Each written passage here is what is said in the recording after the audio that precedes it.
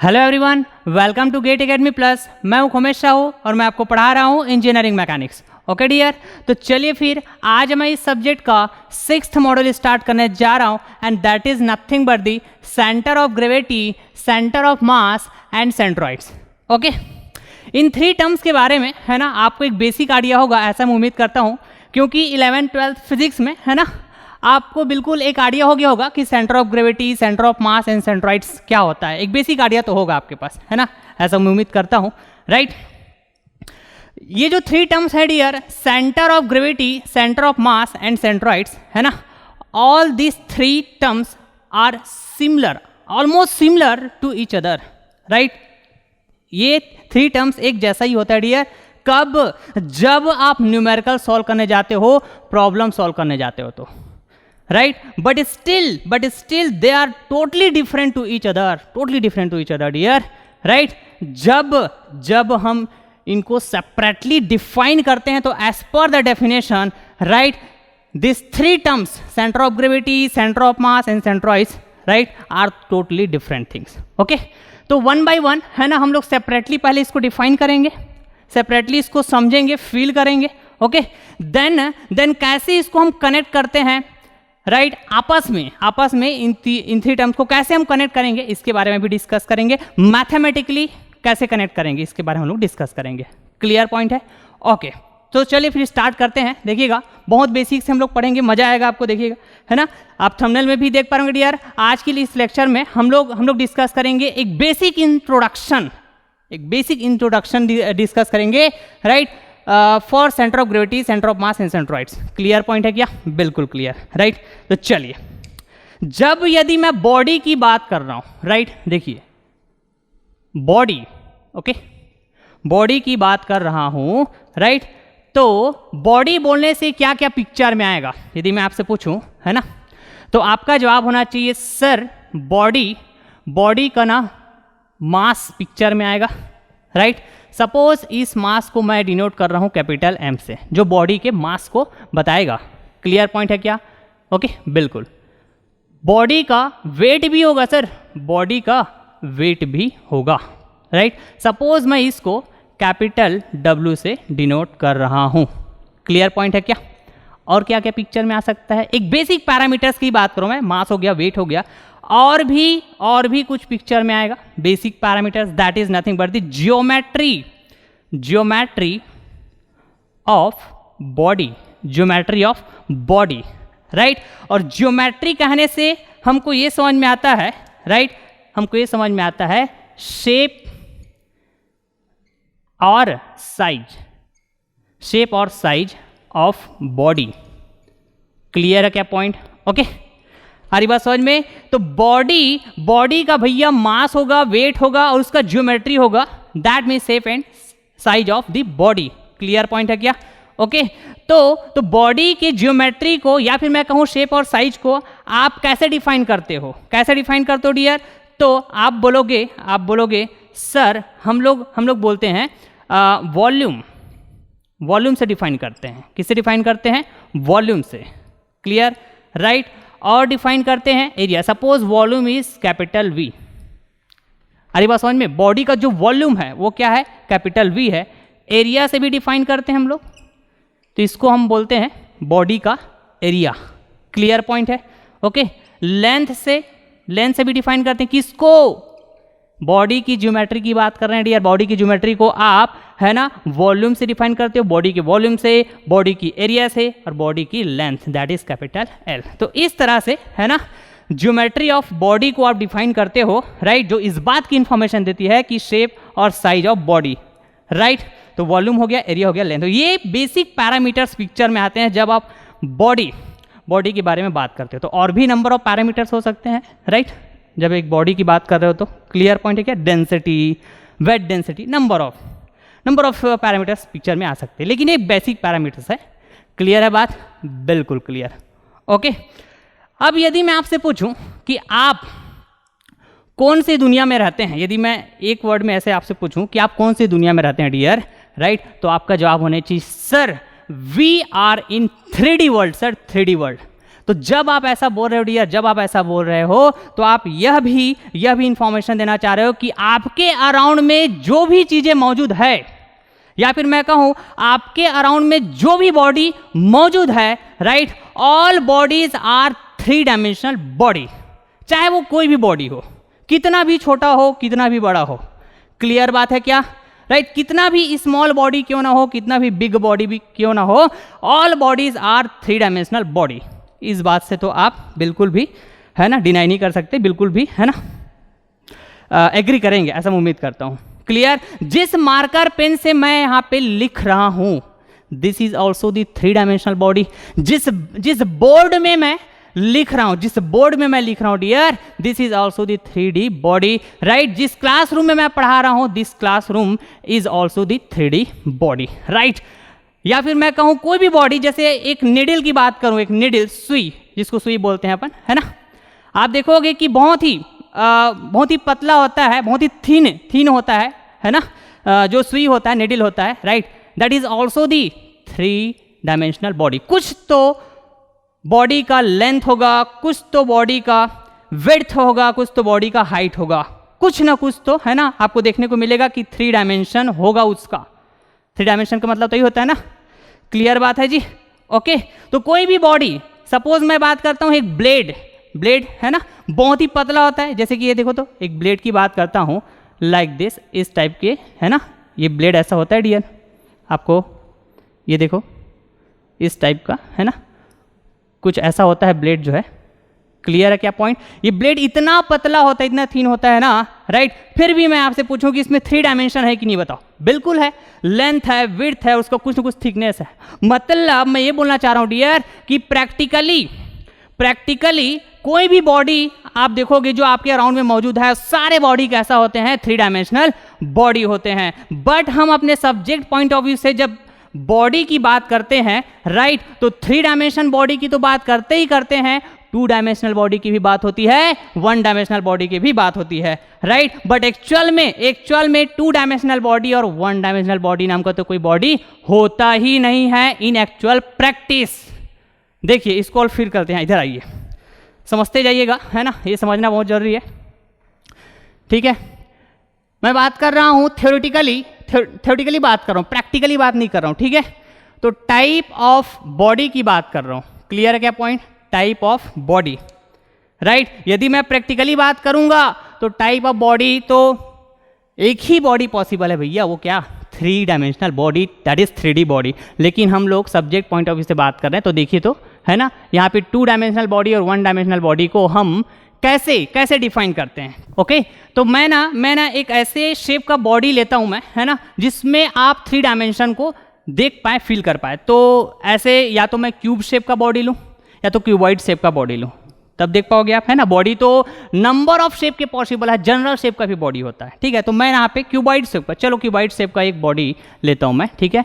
तो देखिए तो जरा, देखिए यहाँ पे like this, right, like this is the cuboid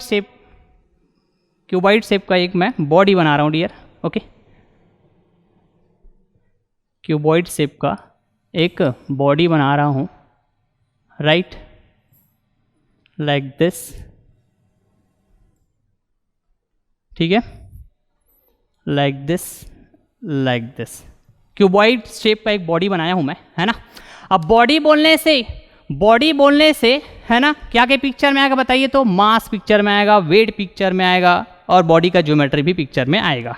clear बात है, राइट। तो थोड़ा सा ना मैं इसको डिफाइन करता हूं, बॉडी का मास क्या होता है, बॉडी का वेट क्या होता है, ठीक है। आपको तो पता होना चाहिए, ऐसा मैं उम्मीद करता हूं। फिर भी बॉडी का मास, है ना, what is the mass of the body, तो आप कैसे डिफाइन करते हो, है ना। बॉडी का जो मास होता है dear, that is nothing but the quantity of matter, right, that is nothing but the quantity of matter, quantity of matter और मटेरियल, क्वांटिटी ऑफ मैटर और मटेरियल। क्लियर पॉइंट है क्या, बिल्कुल क्लियर है, राइट। कि उस बॉडी में matter की क्वांटिटी कितनी है, मटेरियल की क्वांटिटी कितनी है, पदार्थ की मात्रा कितनी है, that is nothing but the mass of the body, that is nothing but the mass of the body. Now यदि मैं वेट की बात करता हूं डियर, तो वेट को आप कैसे डिफाइन करते हो, राइट, तो वेट को आप डिफाइन करते हो dear, weight is nothing but the gravitational force applied by the earth on the body. Clear है? तो आपको पता होना चाहिए, है ना, एज पर द ग्रेविटेशनल, है ना, Newton's law of gravitational, right, कि अर्थ के ग्रेविटेशनल फील्ड में जो भी बॉडी मौजूद है, राइट, तो अर्थ जो है ना, उन बॉडी में एक अट्रैक्शन फोर्स अप्लाई करता है टुवर्ड्स इट्स सेंटर। क्लियर है क्या पॉइंट?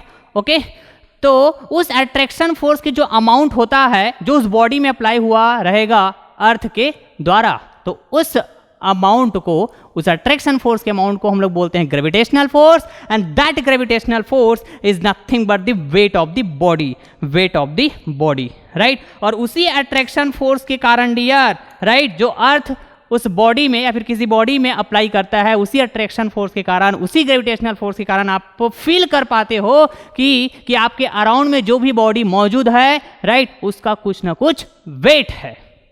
तो मैं कह सकता हूं wait of the body is nothing but the gravitational force applied by the earth on the body। Clear point है क्या? बिल्कुल क्लियर है। आ रही बात समझ में? तो चलिए अब इधर आते हैं, ठीक। तो ये जो टाइप ऑफ बॉडी बता रहा था मैं, ध्यान से सुनिएगा। ओके, तो यहाँ 3 डायमेंशनल बॉडी की बात कर रहा हूँ मैं, है ना। पहले ऐसे तो हर एक बॉडी 3D बॉडी है, इस बात को आप हमेशा ध्यान रखिएगा। ओके, तो जब मैं बॉडी की बात कर रहा हूँ, राइट, तो ये मास पिक्चर में आएगा, वेट भी पिक्चर में आएगा, ज्योमेट्री भी पिक्चर में आएगा। क्लियर है पॉइंट? ओके, तो मास को मैं डिफाइन कैसे किया था बताओ तो जरा, क्वांटिटी ऑफ मटेरियल, राइट। तो चलिए मैं इस बॉडी में जो क्वांटिटी या फिर मटेरियल जो प्रेजेंट है ना, इसको ग्रीन कलर से शो कर रहा हूँ, ठीक है, तभी तो ये बॉडी कहलाएगा ना। आ रही बात समझ में? So this is nothing but the quantity of material, और I can say quantity of matter present in this body. तो यहाँ पे मैं बोल सकता हूँ, ठीक है, यहाँ पे मैं बोल सकता हूँ कि ये जो ग्रीन कलर से बताया हूँ डियर, ये इस तरह से डॉटेड करके, तो ये क्या है बताइए? तो मास है, और मास है तो बॉडी के मास होने के कारण फिर क्या आने वाला है बताइए? वेट आने वाला है, राइट, जब ये बॉडी ग्रेविटेशनल फील्ड में हो अर्थ के। क्लियर है? और हमारे अराउंड जो भी बॉडी है, हम खुद, हमारे अराउंड में जो भी बॉडी है, उसके अलावा हम खुद कहाँ पे बताइए? अर्थ के ग्रेविटेशनल फील्ड में। तो भैया वेट तो आएगा, मास भी आएगा, वेट भी आएगा। क्लियर पॉइंट है क्या? ठीक है, अभी ज्योमेट्री की बात नहीं कर रहा हूँ, जस्ट मास और वेट के बारे में बात कर रहा हूँ, ठीक है। क्लियर है बात? ज्योमेट्री तो ठीक है, बता तो दिया हूँ मैं ना। आगे बढ़ते हैं। तो यहाँ पे ये बॉडी जो है आप देखोगे, राइट, 3D बॉडी है, ऑब्वियस है, 3 है ना, 3 डायमेंशनल बॉडी होगा। क्लियर है? X dimension, this is the Y dimension, correct, and this is the Z dimension, ठीक है। प्रैक्टिकल यदि आप बात करोगे तो हर एक बॉडी ऐसे 3 डायमेंशन बॉडी ही होता है, राइट। तो 3 डायमेंशन बॉडी, एग्जांपल देखोगे तो हर एक बॉडी 3 डायमेंशन बॉडी है, यदि एग्जांपल देखोगे तो। क्लियर है पॉइंट? राइट। अब देखिए इसको मैं बोल भी देता हूँ यहाँ पे 3 डायमेंशनल बॉडी, 3 डायमेंशनल बॉडी, ठीक है, 3 डायमेंशनल बॉडी, राइट। और यहाँ पे चलो इसके डायमेंशन को मैं कुछ नेमिंग कर देता हूँ। सपोज हियर टू हियर, ये जो साइड है इसका जो लेंथ है ए है, इसका जो लेंथ है ये बी है, इसका जो लेंथ है वो सी है। क्लियर? लेंथ, विड्थ, हाइट, जैसा बोलना चाहो बोलिए, मैं इन जनरल इसकी 3 डायमेंशन को बता दिया, ए बी सी। तो ये हो गया हमारा 3 डायमेंशनल बॉडी। क्लियर पॉइंट है? राइट। अब देखिए 2 डायमेंशनल बॉडी और 1 डायमेंशनल बॉडी जैसे मैं बताया है ना, ये तो होता ही नहीं है इन एक्चुअल प्रैक्टिस, लेकिन हम लोग थ्योरेटिकल एनालिसिस करते हैं, सब्जेक्ट पॉइंट ऑफ व्यू से जब हम लोग डिस्कस करते हैं तो थ्योरेटिकल बात करते हैं, ठीक है। तो 2 डायमेंशनल बॉडी भी ऐसा हम अज्यूम, हमारा अजम्पशन पर्पस होता है, राइट। मतलब बॉडी का 3 डायमेंशन तो हो गई, 3 डायमेंशन तो हो गई, because all bodies are 3D body, 3D body, 3D body. लेकिन उस, है ना, उन 3 डायमेंशन में एक डायमेंशन, राइट, बहुत ही छोटा हो तो उस टाइप की बॉडी को हम लोग कंसिडर कर लेते हैं 2 डायमेंशनल बॉडी, लाइक दिस। इसी में देखिएगा आप, फिर से मैं क्यूबॉइड शेप का एक बॉडी बनाता हूँ, देखिए तो जरा, ये देखिए, क्लियर है पॉइंट? ये आप देखोगे, ठीक है, तो यहाँ पर ये देखिए, फिर से मैं बॉडी की बात कर रहा हूँ, ठीक है, बॉडी की बात करूँ तो इसमें क्या क्या होगा बताओ? मटेरियल होगा, that is quantity of material, that is quantity of matter, that is nothing but मास। यहाँ पे क्या क्या होगा बताइए तो जरा? मास होगा, ठीक है, इस बॉडी का मास होगा, ठीक है, मटेरियल है तो मास होगा ना, और बॉडी का क्या होगा बताइए तो जरा? क्या होगा? वेट होगा, ठीक, और ज्योमेट्री तो दिख ही रहा है आपको, ज्योमेट्री तो है ही बॉडी का। क्लियर है पॉइंट? ओके, ना समझते जाइएगा, कनेक्ट करते जाइएगा, है ना, कंसेप्ट को समझिएगा। ओके, तो देखिए यहाँ पे एक्स डायमेंशन, ये हो जाएगा आपका वाई डायमेंशन, और ये हो जाएगा आपका जेड डायमेंशन।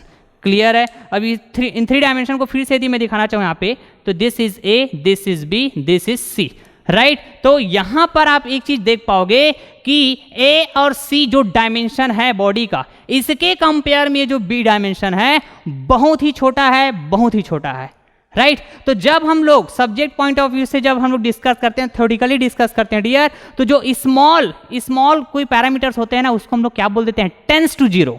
क्या बोल देते हैं? टेंस टू जीरो, और नेग्लेक्ट कर देते हैं। आ रही बात समझ में? तो ऐसा यदि है तो यहां पे मैं बोल पाऊंगा क्या? B tends to zero. तो ये जो बॉडी है जो आप थ्री डायमेंशन में देख पा रहे हो, this will be converted into two dimensional body, right. अब बॉडी बोल रहा हूं भैया, तो यहां पर भी तो मास होगा ना, मटेरियल होगा। क्लियर पॉइंट है क्या? ओके, और ये दो डायमेंशन बॉडी कैसे बना देखोगे, ठीक है। मैं इसके एक डायमेंशन को, राइट, क्या कर दिया बताइए तो? Tends to zero, right, neglect हो गया वो, राइट। तो ये क्या हो जाएगा? वाई डायमेंशन, ये हो जाएगा एक्स डायमेंशन। तो कौन कौन से डायमेंशन आप देख पाओगे यहां पर? This is A dimension and this is C dimension. Clear है? दो डायमेंशन दिख रहा है, राइट। तो यहां पर यदि मैं दो डायमेंशन या फिर टू डायमेंशन बॉडी बोल रहा हूं, इसको क्या बोल रहा हूं बताइए तो? To dimension body. क्लियर है जी? और टू डायमेंशन बॉडी बोल रहा हूं मतलब बॉडी वर्ड यूज कर रहा हूं, बॉडी यूज कर रहा हूं मतलब, है ना, ये सारे पैरामीटर्स तो होंगे ही होंगे। समझ पा रहे हैं क्या? मास होगा, वेट होगा। क्लियर है पॉइंट? ओके, ये ज्योमेट्री भी होगा, लेकिन यहां पर हम क्या कर दिए बताइए तो? विड्थ या फिर जो भी बोलो आप, ठीक है, एक डायमेंशन को जो बहुत छोटा है एज कंपेयर टू ए और सी, बी डायमेंशन बहुत छोटा है, इसको मैंने नेग्लेक्ट कर दिया, राइट। तो ये एग्जैक्ट जीरो नहीं है, एग्जैक्ट जीरो नहीं है डियर। यदि एग्जैक्ट जीरो होगा तो थोड़ा सा आप रिलेट करके देखो, every bodies are three dimension body ना, राइट। अरे बात समझ में? यदि ये एग्जैक्ट जीरो हो जाता तो भैया इसमें मटेरियल कहां रहता बताइए आप? मटेरियल नहीं रहता मतलब मास नहीं रहता, तो वेट भी नहीं आएगा, और वेट भी नहीं है तो भैया वो बॉडी कहलाएगा क्या बताओ? मतलब मास और वेट होना तो जरूरी है ना बॉडी कहलाने के लिए। या फिर मैं बोलूं मास होना तो जरूरी है, जब आप बॉडी बोल रहे हो मतलब वहां पे मास का प्रेजेंट होना तो जरूरी ही है। क्लियर है पॉइंट? तो जस्ट हम यहाँ पे ऐसा नेग्लेक्ट कर देते हैं डियर, राइट। एक डायमेंशन यदि छोटा होता है बाकी के अदर दो डायमेंशन से, तो क्लियर है, तो वो टू डायमेंशनल बॉडी में कन्वर्ट हो जाता है। बट स्टिल हम लोग बोलेंगे कि यहाँ पर मास भी है, वेट भी है। क्लियर है पॉइंट? आ रही बात समझ में? Okay fine. अब यहाँ पर है ना, यदि मैं इसमें एग्जाम्पल की बात करूँ, ठीक है, एग्जाम्पल वैसे तो हर एक एग्जाम्पल की बॉडी आप देखोगे सभी कैसा है? 3D है, बार बार बोल रहा हूँ, ठीक है। तो हम लोग ना फिर भी टू डायमेंशनल बॉडी के लिए ऐसा कंसिडर कर लेते हैं, राइट, मान लेते हैं, ऐसा सपोज कर लेते हैं कि भैया टू डायमेंशनल बॉडी के लिए हम लोग ना प्लेट को कंसिडर करते हैं, राइट। प्लेट मतलब समझ रहे हैं ना आप?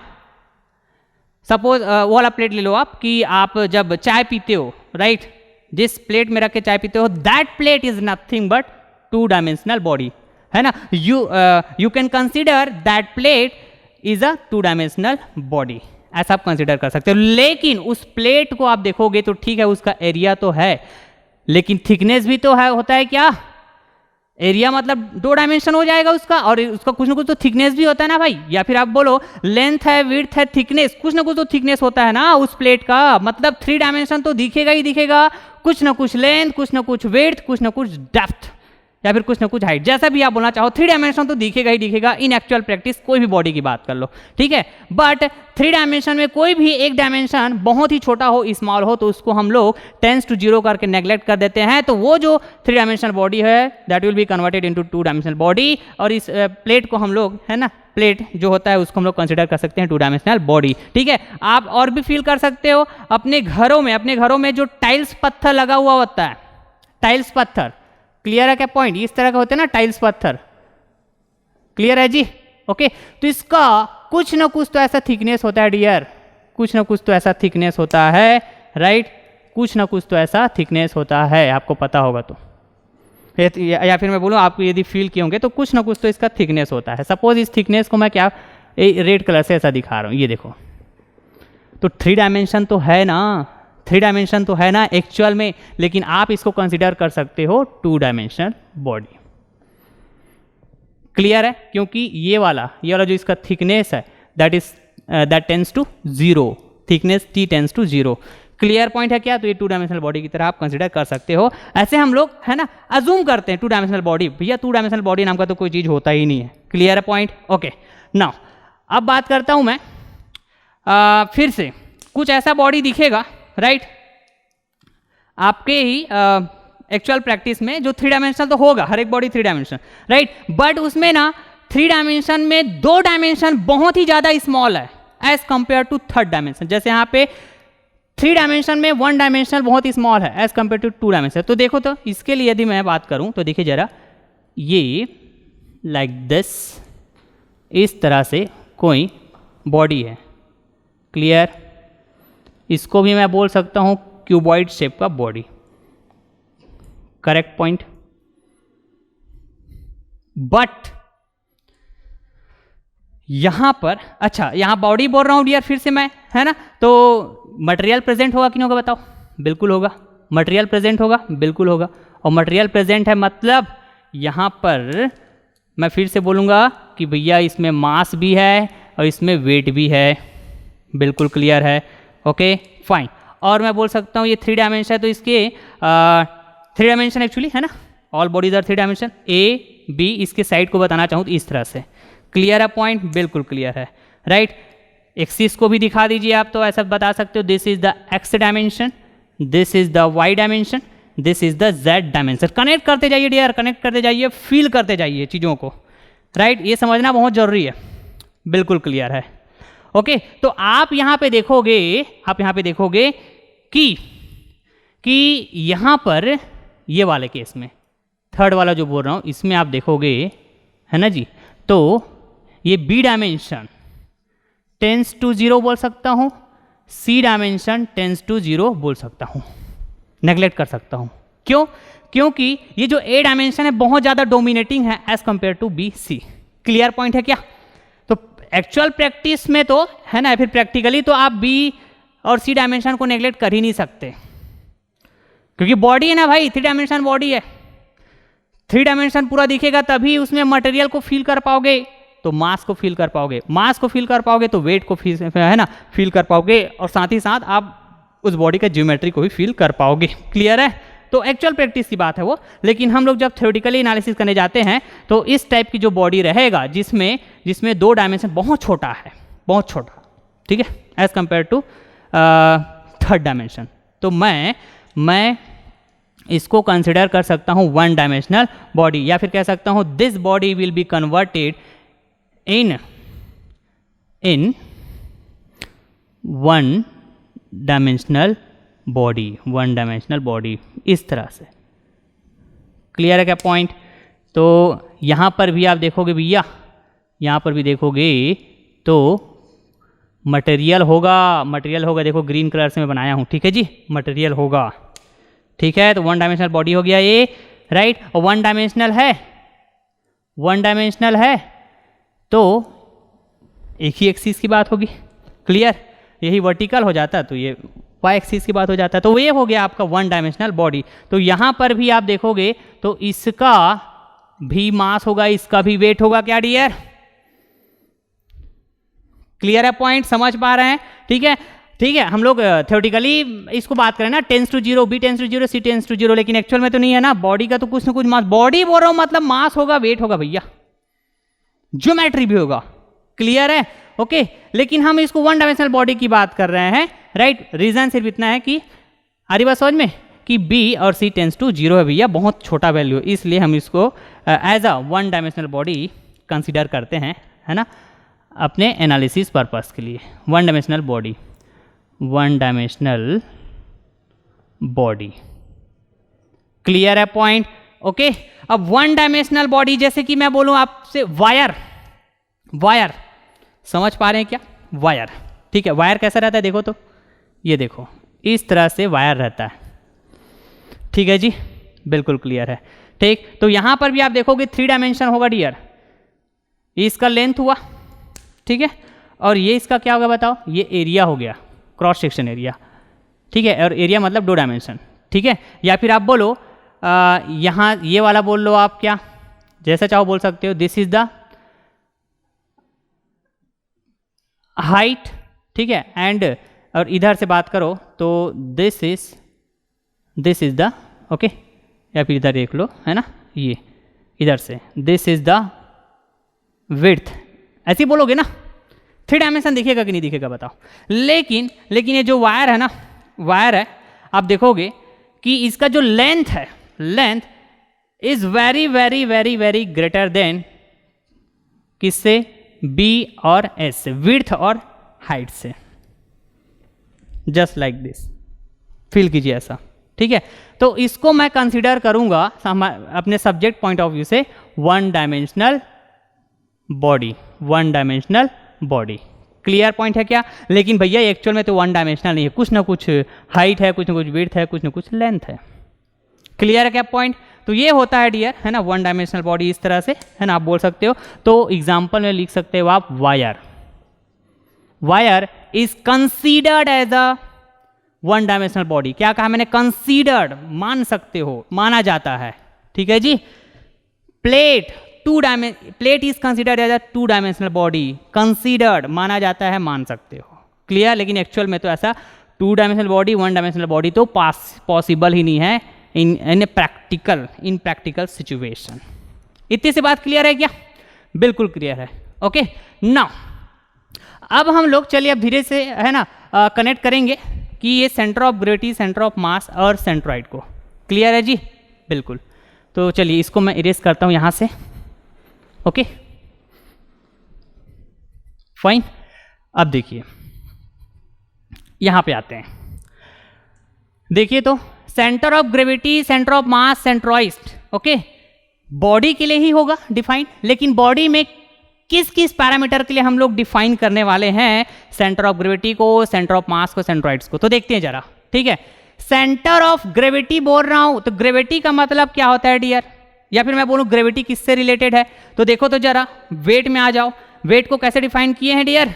Gravitational force, gravitational force that is nothing but जो ग्रेविटी है ये ग्रेविटेशनल फोर्स से रिलेटेड है, और ग्रेविटेशनल फोर्स से रिलेटेड है तो मैं कह सकता हूं ये जो सेंटर ऑफ ग्रेविटी है डियर, है ना, it is related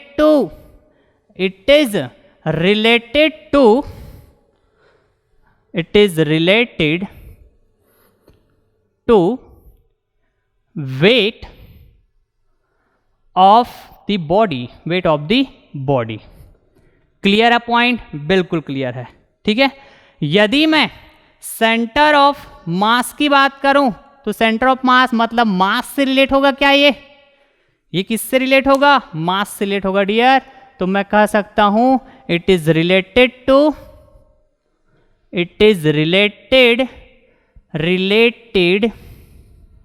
okay, it is related to mass of the body. Clear है? धीरे से कनेक्ट करते जाएंगे हम लोग। ठीक है, सेंट्रॉइड्स की बात करता हूं तो देखो, सेंट्रॉइड्स की बात करूंगा तो ये एक्चुअली किससे रिलेट होता है पता है डियर? ये बॉडी के मास, बॉडी के वेट, इस पे डिपेंड नहीं करता है सेंट्रॉइड जो है।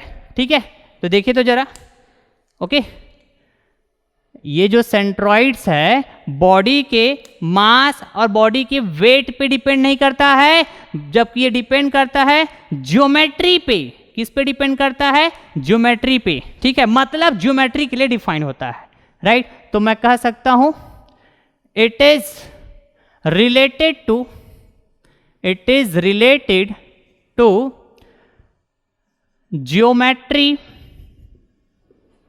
Of body. क्लियर है क्या पॉइंट? ओके, अब बॉडी का ज्योमेट्री आप कैसे बताते हो? यहां पे बता के रखा हूं मैं, देखो, ज्योमेट्री मतलब जब बॉडी के आप शेप और साइज को डिफाइन करने जाते हो तो आपके पास है ना क्या क्या पैरामीटर्स होना चाहिए? वॉल्यूम होना चाहिए, एरिया होना चाहिए, लेंथ होना चाहिए। क्लियर है बात? ओके, तो ये जो ज्योमेट्री के लिए डिफाइन किया जाएगा डियर, है ना, सेंट्रॉइड जो है ना, तो इसको यदि मैं सेंट्रॉइड्स को डिफाइन करने जाऊंगा, राइट, ज्योमेट्री ऑफ बॉडी के लिए डिफाइंड है सेंट्रॉइड्स, और सेंट्रॉइड्स को यदि मैं डिफाइन करने जाऊंगा तो मैं कैसे डिफाइन करने वाला हूं डियर? तो देखिए जरा, यहां पे ब्लैक कलर से इसको मैं डिफाइन कर रहा हूं, ठीक है। It is the geometrical centre. It is the geometrical center. It is the geometrical center. Clear बात है? अब ये जो ज्योमेट्री है, डियर, ठीक है, इसको है ना, ज्योमेट्री के बारे में बात करोगे तो क्या क्या हो सकता है? बॉडी का वॉल्यूम, ठीक है क्या बात? ओके, बॉडी का एरिया, क्लियर है क्या पॉइंट? और बॉडी का लेंथ, क्लियर है जी, बॉडी का लेंथ, क्लियर। अब यदि मैं सेंट्रॉइड को डिफाइन करने जाऊंगा वॉल्यूम के लिए, तो वॉल्यूम का क्या बोलूंगा? सेंटर बोलूंगा। एरिया के लिए डिफाइन करने जाऊंगा सेंट्रॉइड को, तो ज्योमेट्रिकल सेंटर, मतलब जो एरिया है वो ज्योमेट्री हो जाएगा, फिर इस एरिया का सेंटर मतलब सेंट्रॉइड ऑफ एरिया। जब मैं लेंथ की बात करूंगा तो लेंथ का जो सेंटर होगा वो हो जाएगा सेंट्रॉइड ऑफ लेंथ, राइट। और जब आप लेंथ बोलते हो ना डियर, तो इसको आप ये भी कह सकते हो क्या? लाइन, राइट, क्योंकि लाइन बोल रहे हो डियर, है ना, तो वहां पर है ना क्या बात करोगे? लेंथ की तो बात करोगे ना, तो इसको आप लेंथ बोलो चाहे लाइन बोलो, ठीक है जी।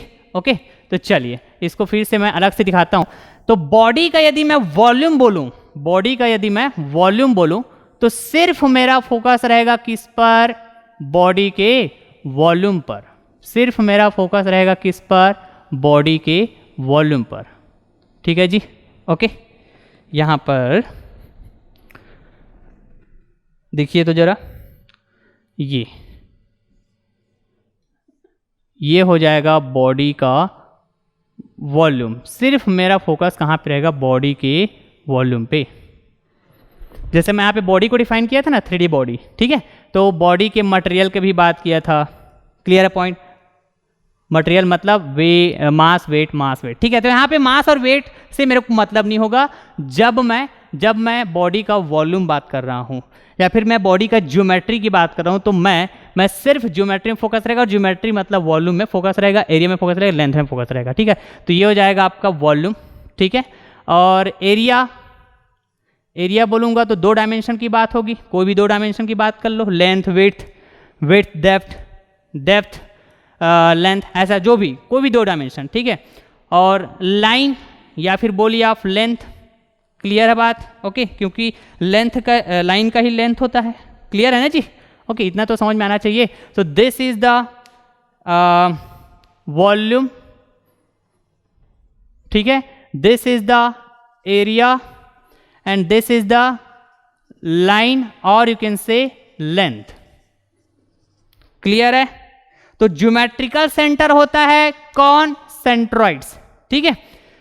ज्योमेट्रिकल सेंटर, तो इसका सेंटर यदि मैं बात करूं डियर, है ना, तो चलिए यहाँ पे यदि मैं डायमेंशन को दिखाना चाहूँ तो कैसे दिखा सकता हूँ?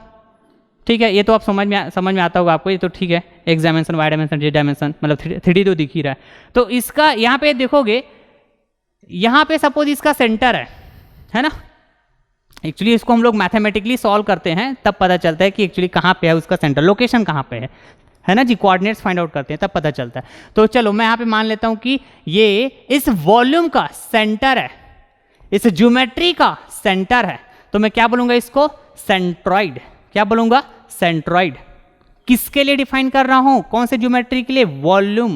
मेरा ज्योमेट्री क्या है, वॉल्यूम, तो मैं कहूँगा इसको centroid of volume, centroid of volume. Clear है बात, ओके। ये हो जाएगा मेरे लिए सेंट्रॉइड ऑफ वॉल्यूम, ठीक है, सेंट्रॉइड ऑफ वॉल्यूम, ठीक है, ओके ना। यदि मैं बात करूं यहाँ पर ये एरिया की बात करूं, तो इसका सेंटर सपोज यहाँ कहीं पे है, ठीक है, एग्जैक्ट अभी मेरे को पता नहीं है, ये इस एरिया का सेंटर यहाँ कहीं पे है, ठीक है। चलो इसको मैं क्या करता हूँ, ग्रीन से ही बता देता हूँ, ठीक है जी, ये यहाँ पे, तो यहाँ पे ज्योमेट्री मेरा क्या है, एरिया, तो ज्योमेट्रिकल सेंटर ये हुआ, ठीक है। तो इसको मैं बोलने वाला हूँ सेंट्रॉइड ऑफ एरिया। क्लियर है पॉइंट, ओके ना। अब यदि मैं यहाँ पे इस लाइन का या फिर लेंथ की बात करूँ, तो लेंथ का जो सेंटर है सपोज यहाँ कहीं पे है, ठीक है जी, तो इसको मैं बोलने वाला हूँ सेंट्रॉइड ऑफ लाइन बोलिए या फिर सेंट्रॉइड ऑफ लेंथ बोलिए। क्लियर है क्या पॉइंट, ओके। तो सेंट्रॉइड किसी भी एक है ना, किसी भी एक चीज के लिए ऐसा डिफाइन नहीं करते हैं, या फिर किसी भी एक पैरामीटर के लिए डिफाइन नहीं करते हैं, राइट। या फिर मैं बोलूँ किसी भी एक फिजिकल क्वांटिटी के लिए हम लोग डिफाइन नहीं करते हैं, ओके। एक्चुअली फिजिकल क्वांटिटी तो है ना, जैसे मैं जो ज्योमेट्री बोल रहा हूँ, अभी इसी को फिजिकल क्वांटिटी तो बोलते हो क्या, वॉल्यूम, एरिया, लेंथ, ये फिजिकल क्वांटिटी तो है। तो किसी एक फिजिकल क्वांटिटी के लिए हम लोग डिफाइन नहीं करते हैं, राइट। इसीलिए हम लोग हमेशा सेंट्रॉइड को कैसे बोलते हैं, सेंट्रॉइड्स। क्लियर है। तो वॉल्यूम के लिए डिफाइन करोगे तो यहाँ पे है ना, इसको मैं क्या बोलने वाला हूँ, सेंट्रॉइड ऑफ वॉल्यूम, सेंट्रॉइड। यहाँ पे देखो अब एस हट जाएगा यहाँ से, ठीक है, किसी एक पर्टिकुलर ज्योमेट्री के लिए डिफाइन कर रहा हूँ, एक पर्टिकुलर फिजिकल क्वांटिटी के लिए डिफाइन कर रहा हूँ, इसलिए सेंट्रॉइड ऑफ वॉल्यूम। क्लियर। यहाँ पे यदि मैं बात करूँ तो centroid of area, centroid of area. Clear है पॉइंट। और यहाँ पे यदि मैं बात करूँ तो centroid of line, centroid of line या फिर कहिए आप लेंथ। क्लियर है जी, ओके। तो ये हो गया आपका centroid of volume, centroid of area, और ये हो जाएगा centroid of length, centroid of line. ठीक है, तो ये हो गया एक बेसिक इंट्रोडक्शन फॉर सेंट्रॉइड्स, इसको हमने समझ लिया। क्लियर है क्या पॉइंट। नाउ अब हम लोग समझने जा रहे हैं centre of gravity, centre of मास को। ठीक है जी, ओके। क्लियर है ना। इस centroid of volume, centroid of area, centroid of line, right, इसको हम लोग मैथमेटिकली फाइंड आउट करते हैं। इस लोकेशन को अभी मैं जस्ट यहाँ पे क्या कर दिया, मेंशन कर दिया कि ये क्या है, सेंटर है भैया, सेंटर है, इसलिए वो क्या हो गया, सेंट्रॉइड्स हो गया। ज्योमेट्री का सेंटर, इसलिए वो क्या हो गया, सेंट्रॉइड्स हो गया। ठीक है, तो हम लोग उसको मैथमेटिकली फाइंड आउट करते हैं डियर, लोकेशन को। ओके ना, अब हम centre of gravity, centre of mass की बात करते हैं। ठीक है, अब यहाँ पे हम लोग क्या बात करेंगे पता है, सेंटर ऑफ ग्रेविटी की बात करेंगे तो हम वेट को, हमारा फोकस वेट पे रहेगा। सेंटर ऑफ मास की बात करेंगे तो हमारा फोकस मास पे होगा। क्लियर। तो चलिए मैं एक है ना, जैसे यहाँ पे जो बॉडी लिया था, ये क्या था बताइए, तो क्यूबॉइड शेप का बॉडी था डियर, क्यूबॉइड शेप का। क्लियर है, ये क्या था, क्यूबॉइड शेप का ये बॉडी था। Clear, okay. तो बॉडी का तो शेप जनरल हो सकता है, इन जनरल शेप का भी हो सकता है। ठीक है, तो यहाँ पर इन जनरल शेप का बॉडी बोलूंगा तो इन जनरल शेप का उसका ज्योमेट्री भी होगा सब। क्लियर है ना पॉइंट, ओके। तो चलिए इन जनरल शेप का मैं एक बॉडी की बात किया, ओके, आ रही बात समझ में। और यहाँ पर इस बॉडी में क्वांटिटी ऑफ मैटर है, मटेरियल है। क्लियर है पॉइंट, बिल्कुल क्लियर, ओके। जनरल शेप का एक बॉडी है। जनरल शेप का बॉडी एग्जांपल बताइए तो, आलू, पोटैटो। ठीक है, पोटैटो को कभी है ना शेप एंड साइज फिक्स नहीं होता है डियर, फिक्स नहीं होता है। राइट, जनरल शेप का होता है। तो this is nothing but what, potato, आलू, ऐसा समझ सकते हो, ठीक है। तो ये बॉडी हुआ, ठीक है। और यहाँ पे चलिए मैं अर्थ बना देता हूँ, ये अर्थ है, ठीक है। ऐसा मत समझिएगा कि अर्थ और बॉडी का जो साइज है वो तो सेम टाइप का दिख रहा है, ऐसा नहीं है, ठीक है। ये तो आपके फीलिंग वाला पार्ट है, आपको फील करना चाहिए, इसको फील करिए आप, ठीक है। अर्थ बहुत बड़ा है डियर, बहुत बड़ा है। बॉडी तो समझ रहे हो ना, अर्थ से कई गुना छोटा है, कई गुना छोटा, क्लियर। तो यहाँ पे मैं आपको एक्सप्लेन करके समझा रहा हूँ, तो आप देख पाओगे सब सेम साइज दिखेगा। लेकिन ये जो बॉडी है, ये बहुत छोटा है भैया, किससे, अर्थ के कंपेयर में, ओके। तो चलिए यहाँ पर यदि मैं बात करूँ कि जो बॉडी होता है, कुछ आपको पता होना चाहिए, जो बॉडी होता है वो नंबर ऑफ पार्टिकल से मिलके बना हुआ होता है, नंबर ऑफ पार्टिकल से मिलके बना हुआ होता है, क्लियर है। अब नंबर ऑफ पार्टिकल से मिलके बना हुआ है, ओके। तो उसका यदि मैं बात करूं, तो यदि मैं उन पार्टिकल्स को दिखाना चाहूँ, चलो देखिए, ये पार्टिकल्स को यदि मैं दिखाना चाहूँ, this is the particle, right, this is the particle 1, ठीक है, this is the particle 2, this is the particle 3, ऐसे नंबर ऑफ पार्टिकल से मिलकर बना हुआ होगा। सपोज मैं 3 पार्टिकल्स को आपको दिखा रहा हूँ, ऐसे नंबर ऑफ पार्टिकल्स, बहुत छोटा है ये पार्टिकल जो है, क्लियर है, बहुत छोटा है डियर, जिससे मिलके ये बॉडी बना हुआ है, ठीक है। तो बॉडी का मास है, मतलब ये जो बॉडी का मास है इसको मैं क्या बोल रहा हूं, कैपिटल M, ठीक है, कैपिटल M। बॉडी का जो वेट है इसको मैं क्या बोल रहा हूं, कैपिटल W। मतलब ये मास जो बता रहे, होल बॉडी का मास को बता रहा है, वेट बता रहा है, होल बॉडी के वेट को बता रहा है, क्लियर पॉइंट है। तो ये नंबर ऑफ पार्टिकल से मिलकर बना हुआ है, तो नंबर ऑफ पार्टिकल का मास भी होगा खुद का, नंबर ऑफ पार्टिकल का खुद का कुछ ना कुछ वेट भी होगा, क्लियर पॉइंट है। आरी बात समझ। सबसे पहले यदि मैं मास की बात करूं, ओके, तो यहाँ पे इसका जो मास है दैट इज M1, इसका हो जाएगा M2 और इसका हो जाएगा M3, राइट, ये हो जाएगा M3, ओके। तो बॉडी का यदि मैं टोटल मास की बात करूं डियर, तो मैं कह सकता हूं M1 plus M2 plus M3 plus ऐसे नंबर ऑफ पार्टिकल्स होंगे तो Mn। पूरे मास, बॉडी के पूरे मास को मैं कैपिटल M से शो किया हूं, और जो छोटे छोटे पार्टिकल्स हैं जैसे मिलके बॉडी बना, उनके मास को स्मॉल m से मैं डिनोट किया हुआ हूँ, क्लियर बात, ओके। नाउ अब ये जो वेट होता है बॉडी का weight, that is nothing but gravitational force, okay. ये है क्या, आपका अर्थ है, और इस अर्थ के चारों तरफ क्या पता है, ग्रेविटेशनल फील्ड है, राइट, जहां पे सभी तरह के बॉडी मौजूद है, सभी तरह के बॉडी क्या है, मौजूद है हमारे अराउंड में, जो भी बॉडी आप देखते हो, हम ग्रेविटेशनल फील्ड में मौजूद है, क्लियर। यदि मैं अपने आप को एक बॉडी कंसीडर करता हूं तो मैं भी ग्रेविटेशनल फील्ड में मौजूद हूं, ठीक है जी।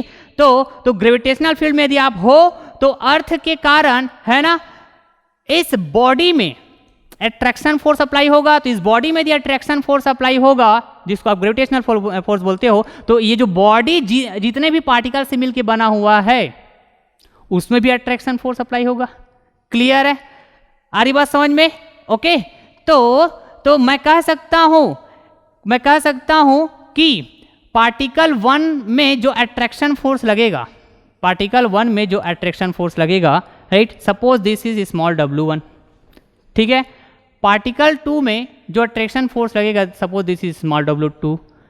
पार्टिकल 3 में जो अट्रैक्शन फोर्स लगेगा, suppose this is small w3, clear है क्या पॉइंट, फोकस करना भैया इसको, ठीक है। और ये जो अट्रैक्शन फोर्स क्या है, वेट ही तो है, जिसको मैं क्या बोलता हूं, ग्रेविटेशनल फोर्स, जो बॉडी के वेट को बताएगा। अब पार्टिकल से मिलकर बने हुए नंबर ऑफ पार्टिकल से, तो नंबर ऑफ पार्टिकल्स में भी ये अर्थ क्या करेगा, अट्रैक्शन फोर्स अप्लाई करेगा। किधर लगता है पता है, टुवर्ड्स द सेंटर ऑफ अर्थ। ये जो अट्रैक्शन फोर्स लगता है डियर, जिसको ग्रेविटेशनल फोर्स बोलते हैं, ये अर्थ के सेंटर के टुवर्ड्स लगता है, सेंटर की तरफ लगता है। मतलब आप देखोगे डाउनवर्ड, वर्टिकल डाउनवर्ड, इसीलिए तो हम लोग वेट को क्या बोलते हैं, वर्टिकल डाउनवर्ड बोलते हैं, ठीक है जी, बिल्कुल क्लियर। तो मैं कह सकता हूं यहाँ पे यदि बॉडी का टोटल वेट बात करूं तो स्मॉल w1 सभी पार्टिकल्स के जो वेट होंगे उसके मैं सम कर दूंगा, तो ये हो जाएगा total weight of the body, clear point है, ओके ना। अब देखिएगा जरा, मास और वेट के बारे में हमने इधर बात कर लिया, ठीक। अब सेंटर ऑफ ग्रेविटी को जब हम लोग डिफाइन करते हैं और सेंटर ऑफ मास को, तो कैसे डिफाइन करने वाला, देखिए तो it is the point where entire weight of body is assumed to be concentrated. Clear है? यदि मैं सेंटर ऑफ मास को डिफाइन करूं तो कैसे डिफाइन करूंगा, it is the point where entire mass of the body is assumed to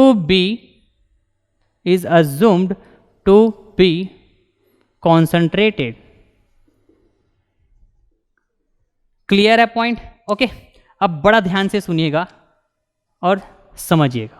देखिए centre of gravity क्या कहता है डियर, कि centre of gravity, okay, it is related to weight of the body. Okay fine, जब define करने जाऊंगा तो it is the point, एक पॉइंट से मैं डिफाइन करूंगा where entire weight of body is assumed to be concentrated. आ रही बात समझ में, कि बॉडी का जो एंटायर वेट होगा, है ना, उसको आप एक पॉइंट पे, एंटायर वेट को आप एक पॉइंट पे कॉन्सेंट्रेट है ऐसा अज्यूम करते हो, तो उस पॉइंट को आप क्या बोलने वाले हो, सेंटर ऑफ ग्रेविटी। क्लियर है? तो भैया आप इधर देखिए, बॉडी नंबर ऑफ पार्टिकल से मिलकर बना हुआ होता है, दैट इज क्लियर है क्या? बिल्कुल क्लियर है। ओके, तो नंबर ऑफ पार्टिकल्स का खुद का मास है तो खुद का वेट आया। अरे बस समझ में, तो इससे मेरे को ये समझ में आ रहा है कि एक्चुअल प्रैक्टिस या फिर प्रैक्टिकल पॉइंट ऑफ व्यू से आप देखोगे तो बॉडी का जो वेट है वो through out the body distribute है। यहां भी वेट है, यहां भी वेट है, यहां भी वेट, पूरा वेट कैसा है, डिस्ट्रीब्यूट है through out the body. Clear है? लेकिन सेंटर ऑफ ग्रेविटी क्या कहता है कि एक ऐसा पॉइंट होगा सेंटर ऑफ ग्रेविटी जिसमें entire weight of the body को आप अज्यूम करो कि उस पर्टिकुलर पॉइंट में वो कॉन्सेंट्रेट है। तो ऐसा प्रैक्टिकल तो पॉसिबल है ही नहीं है, प्रैक्टिकली तो ऐसा पॉसिबल है ही नहीं है। लेकिन हम ऐसा क्यों करते हैं जी? For the analysis purpose, right. देखो ना, हम जब डिफाइन भी कर रहे हैं तो क्या बोल रहे हैं, देखो यहां पे अज्यूम बोल रहे हैं, अज्यूम करो कि वो कॉन्सेंट्रेट है एक पर्टिकुलर पॉइंट में। कौन? Entire weight of the body. Clear है पॉइंट? ओके, तो अभी मेरे को पता नहीं है, फिर से है ना, जैसे कि हम लोग सेंट्रॉइड ऑफ वॉल्यूम बात किए, इधर आइए, सेंट्रॉइड ऑफ वॉल्यूम बात किए, सेंट्रॉइड ऑफ एरिया बात किए, सेंट्रॉइड ऑफ लाइन बात की, ये भी तो एक पॉइंट ही तो है। तो जस्ट मैंने यहाँ पे ऐसे, है ना, अज्यूम कर लिया था कि भैया यहीं पे है इसका जो लोकेशन, उसका लोकेशन मेरे को फाइंड आउट करना रहता है। कब मैं फाइंड आउट कर पाऊंगा? जब मैं मैथमेटिकल कुछ कंसेप्ट यूज करूंगा, फार्मूला यूज करूंगा। तो अभी मेरे को ये भी पता नहीं कि सेंटर ऑफ ग्रेविटी कहाँ पे आएगा, इस बॉडी का सेंटर ऑफ ग्रेविटी कहाँ पे आएगा जहाँ पे एंटायर वेट एक्ट करेगा, या फिर एंटायर वेट को मैं क्या करूंगा, अज्यूम करूंगा कि एक पॉइंट पे कॉन्सेंट्रेट है, जिसको मैं क्या बोलूँ, सेंटर ऑफ ग्रेविटी। तो चलिए मैं यहाँ पे ऐसे बोल देता हूँ कि भैया यहीं पे क्या है, वो पॉइंट है जिसको मैं बोलने वाला हूँ सेंटर ऑफ ग्रेविटी। तो होल वेट या फिर जो नेट वेट है वो कहाँ पे आएगा बताओ तो? यहीं पे आएगा क्या? As per hour definition. Clear बात? और ये जो वेट है that is nothing but gravitational force, that is towards this centre of earth, this is the centre of earth. यही होगा ऐसा। क्लियर है point? Okay, now centre of mass पाइए। अब ये भी सेंटर ऑफ मास मतलब that is related to mass of the body. Clear है क्या point? It is the point where entire mass of the body is assume to be concentrated. फिर से वही बात, यहाँ पे आप देखिए कि जो मास है, राइट, बॉडी का जो मास है वो through out the body distribute है। कैसे? क्योंकि नंबर ऑफ पार्टिकल्स से मिलकर बना हुआ है, तो नंबर ऑफ पार्टिकल्स का भी खुद का अपना मास होगा, तो throughout the body distribute है entire mass of the body. Clear बात है? But as per the definition of centre of mass, है ना, यहां पर भी ऐसा बोला जा रहा है कि एक ऐसा पॉइंट होगा जहां पे entire mass of the body को आप अज्यूम करो कि वो उस पॉइंट पे कॉन्सेंट्रेट है। और कैसा अज्यूम करने की बात हो रही है, तो ये भी एक्चुअल प्रैक्टिकली तो पॉसिबल है ही नहीं। यही तो है ना, प्रैक्टिकल पॉसिबल है ही नहीं, देख सकते हो आप, through out the body distribute है। तो है ना, हम अपने ना एनालिसिस पर्पस के लिए ऐसा सेंटर ऑफ मास की बात करते हैं डियर, सेंटर ऑफ मास की बात करते हैं। तो मेरे को अभी पता नहीं कि वो कहाँ पर है वो पता नहीं है। तो चलिए यहाँ पे वो पॉइंट है सपोज, है ना, सेंटर ऑफ मास, ठीक है, जहाँ पे होल मास ऐड करेगा, जहाँ पे होल मास है, फिर entire mass capital M add करेगा, या फिर इस पॉइंट पे कॉन्सेंट्रेट है ऐसा मैं अज्यूम करूँगा। This is the point. Clear? That is nothing but centre of मास। हो सकता है ये सेंटर ऑफ मास और सेंटर ऑफ ग्रेविटी जिसको मैं पॉइंट बोल रहा हूं तो वो एक ही पॉइंट पे कॉन्साइड करे, सेंटर ऑफ ग्रेविटी भी सेंटर ऑफ, मेरे को अभी पता नहीं है ना, कुछ पता नहीं है। क्लियर है पॉइंट? ओके, तो ये है डियर सेंटर ऑफ ग्रेविटी और सेंटर ऑफ मास और सेंट्रॉइड का एक बेसिक इंट्रोडक्शन, राइट। तो यहां से आपको ये समझ में आया कि सेंटर ऑफ ग्रेविटी किससे रिलेटेड है बोलूंगा तो आपका जवाब होना चाहिए बॉडी के वेट से रिलेट है। ओके, बॉडी के वेट से रिलेटेड है। सेंटर ऑफ मास बॉडी के मास से रिलेट है, और जो सेंट्रॉइड है ये रिलेट है ज्योमेट्री ऑफ द बॉडी। और ज्योमेट्री कहने का मतलब शेप और साइज ऑफ द बॉडी, जिसको आप डिफाइन करते हो वॉल्यूम से, एरिया से, लेंथ से। ठीक है जी। तो चलिए फिर अब हम लोग ना एक बार आप स्क्रीनशॉट ले लो पूरा। ओके, अब हम लोग ना डिस्कस करते हैं कि centre of mass, centre of gravity और सेंट्रॉइड को हम लोग फाइंड आउट कैसे करेंगे, उसके लोकेशन को हम लोग कैसे फाइंड आउट करेंगे कि एक्चुअल में भैया सेंट्रॉइड कहां पर होगा, राइट, सेंटर ऑफ मास कहां पर होगा, सेंटर ऑफ ग्रेविटी कहां पर होगा, उस पॉइंट को हम लोग, उस पॉइंट की लोकेशन को हम लोग, है ना, फाइंड आउट करने के लिए कुछ एक्सप्रेशन डिराइव करते हैं, कुछ इक्वेशन डिराइव करते हैं। ठीक है, जहां से आप ये भी देख पाएंगे कि किस तरह centre of gravity, centre of mass और सेंट्रॉइड आपस में सिमिलर है, राइट, वो मैथमेटिकली रिलेट करते हैं डियर, उसको आप फील कर पाओगे। तो अभी हम लोग ना सेपरेटली डिस्कस किए हैं सेंटर ऑफ मास को, सेंटर ऑफ ग्रेविटी को और सेंट्रॉइड्स को सेपरेटली डिस्कस किए हैं।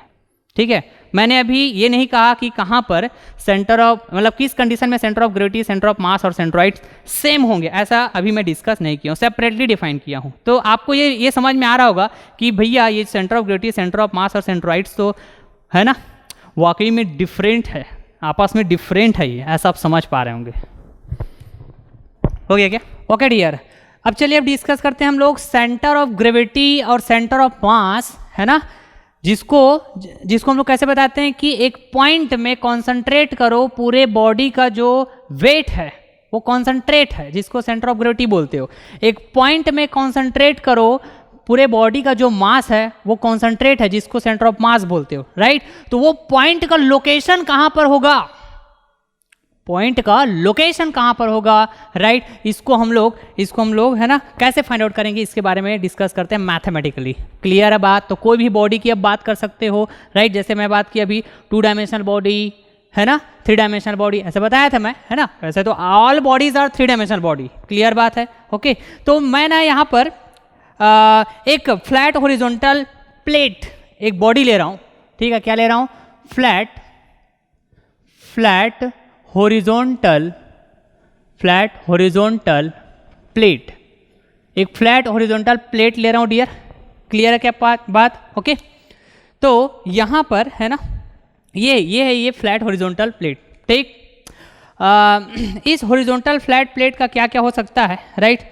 तो यहाँ पे आप देखोगे, ओके, एक जनरल शेप का लिया हूँ मैं, क्या, फ्लैट हॉरिजॉन्टल प्लेट। ओके, तो इसके जो भी ज्योमेट्री की बात करूंगा, चाहे मैं वॉल्यूम की बात करूं, चाहे मैं एरिया की बात करूं, चाहे मैं थिकनेस की बात करूं। क्लियर बात है? वो भी सब जनरल होगा, है ना, मतलब जनरल शेप का होगा, जियोमेट्री भी क्लियर है। Okay fine. तो यहाँ पर ये suppose this is the area है ना, तो ये इधर जो इसकी है ना अंदर साइड है, अंदर साइड। ओके फील करिएगा। ओके ये वाला जो देख पा रहे हो, this is nothing but the thickness of horizontal flat plate. Clear. तो यहाँ पर यदि मैं बात करूँ है ना, तो इस हॉरिजॉन्टल फ्लैट प्लेट के लिए है ना क्या क्या पैरामीटर्स आएंगे पिक्चर में, जैसे मैं एक बॉडी के लिए बात कर किया था है ना, मास, वेट, एरिया, वॉल्यूम, इस तरह से आता था ना। ओके तो क्या क्या आएंगे, सपोज इस हॉरिजॉन्टल फ्लैट प्लेट का जो मास है वो कैपिटल M है, राइट, वेट है वो कैपिटल W है, ओके, और वॉल्यूम है वो कैपिटल V है, एरिया है वो कैपिटल A है, करेक्ट बात है।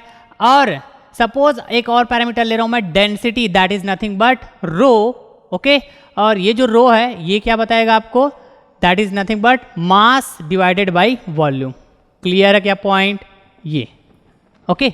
और क्या क्या बोल सकता हूँ, थिकनेस, इसका क्या है, थिकनेस सपोज T है, और इसको मैं मान के चल रहा हूँ, ये जो थिकनेस है ये यूनिफॉर्म है, ये कैसा है, यूनिफॉर्म,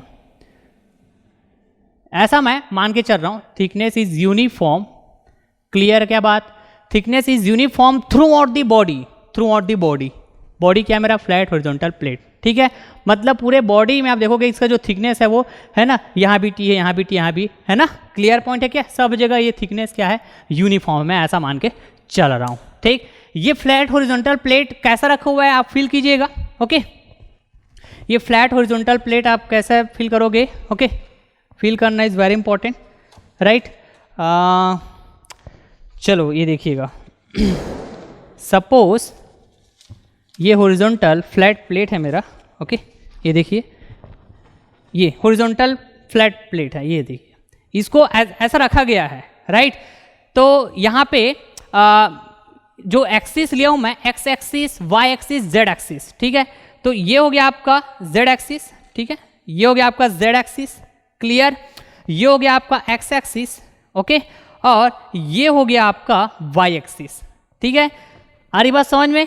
तो ये एक्स एक्सिस और वाई एक्सिस, इसके अलोंग ये फ्लैट प्लेट ऐसे रखा हुआ है, समझ पा रहे हैं, फील कर पा रहे हैं क्या, बिल्कुल, यदि ऐसा फील कर पा रहे हैं तो बहुत अच्छी बात है, आप समझ भी पाएंगे फिर चीज़ों को। क्लियर है जी, ओके। तो चलिए फिर, राइट, तो यहाँ पर मैं इस फ्लैट प्लेट को, इस फ्लैट हॉरिजॉन्टल फ्लैट प्लेट को नंबर ऑफ पार्टिकल से मिलके बना हुआ मान सकता हूँ, या फिर नंबर ऑफ छोटे छोटे एलिमेंट से मिलके बना हुआ मान सकता हूँ।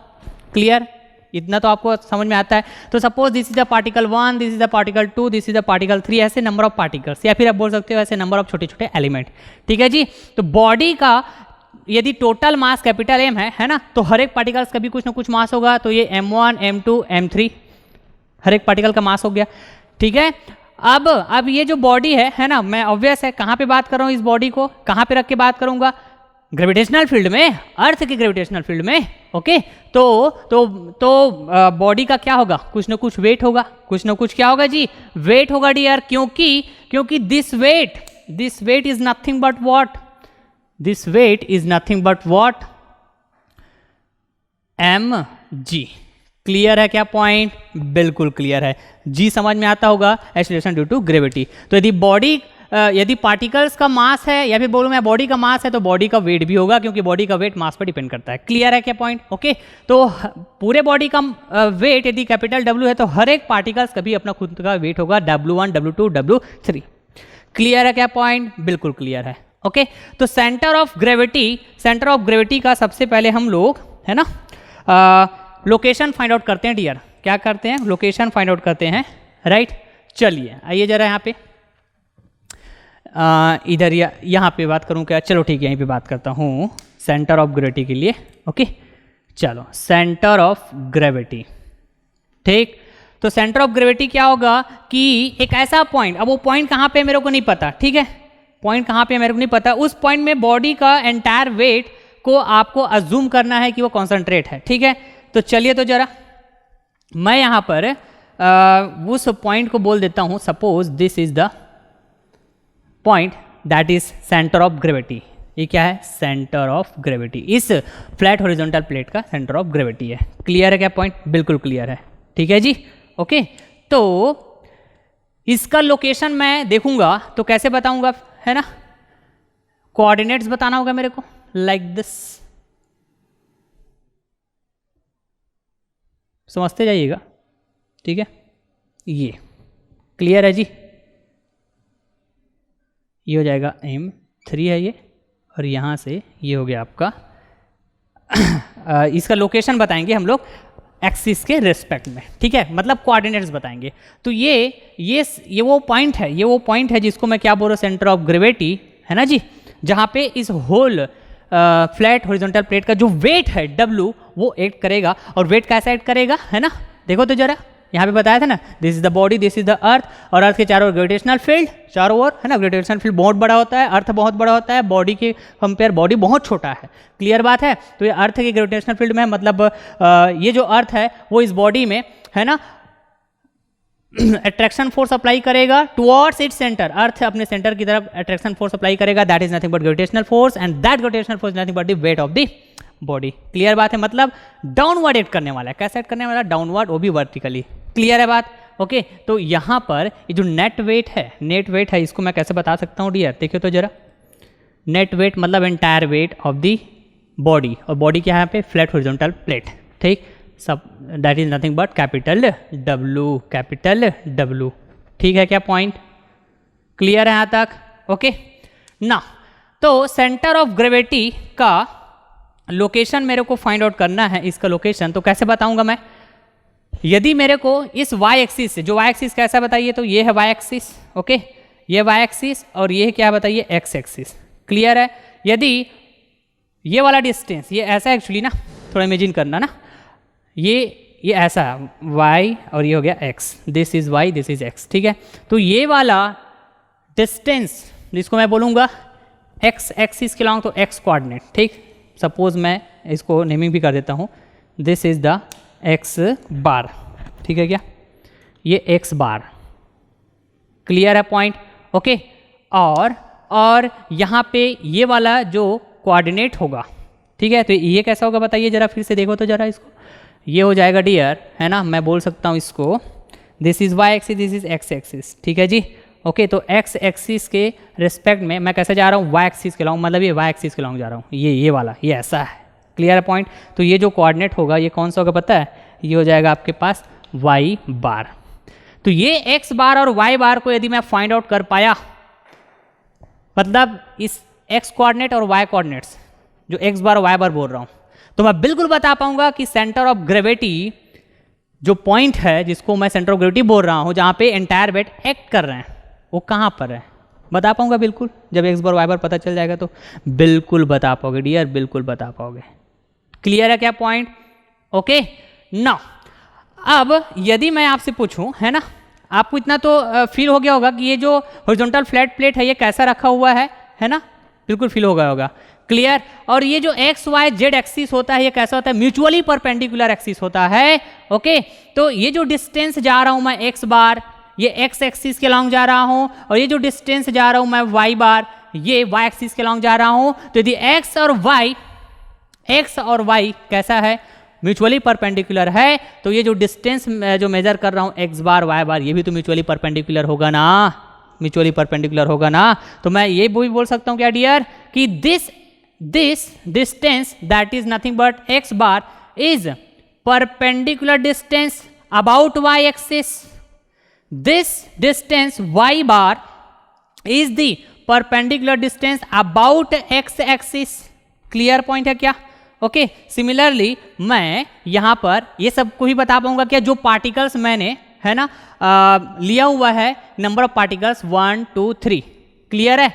तो यहां पर इस पार्टिकल ये पार्टिकल इतना छोटा होगा कि आप पॉइंट की तरह कंसीडर कर सकते हो, जैसे कि यहाँ पे सेंटर ऑफ ग्रेविटी एक पॉइंट है। क्लियर है? तो इसका भी आप डिस्टेंस बता सकते हो, मतलब कोऑर्डिनेट्स। तो ये हो जाएगा x1 और ये क्या हो जाएगा बताइए, y1, पार्टिकल 1 के लिए। Clear? About y axis perpendicular हो जाएगा x1, about x axis perpendicular हो जाएगा ये y1। Clear point?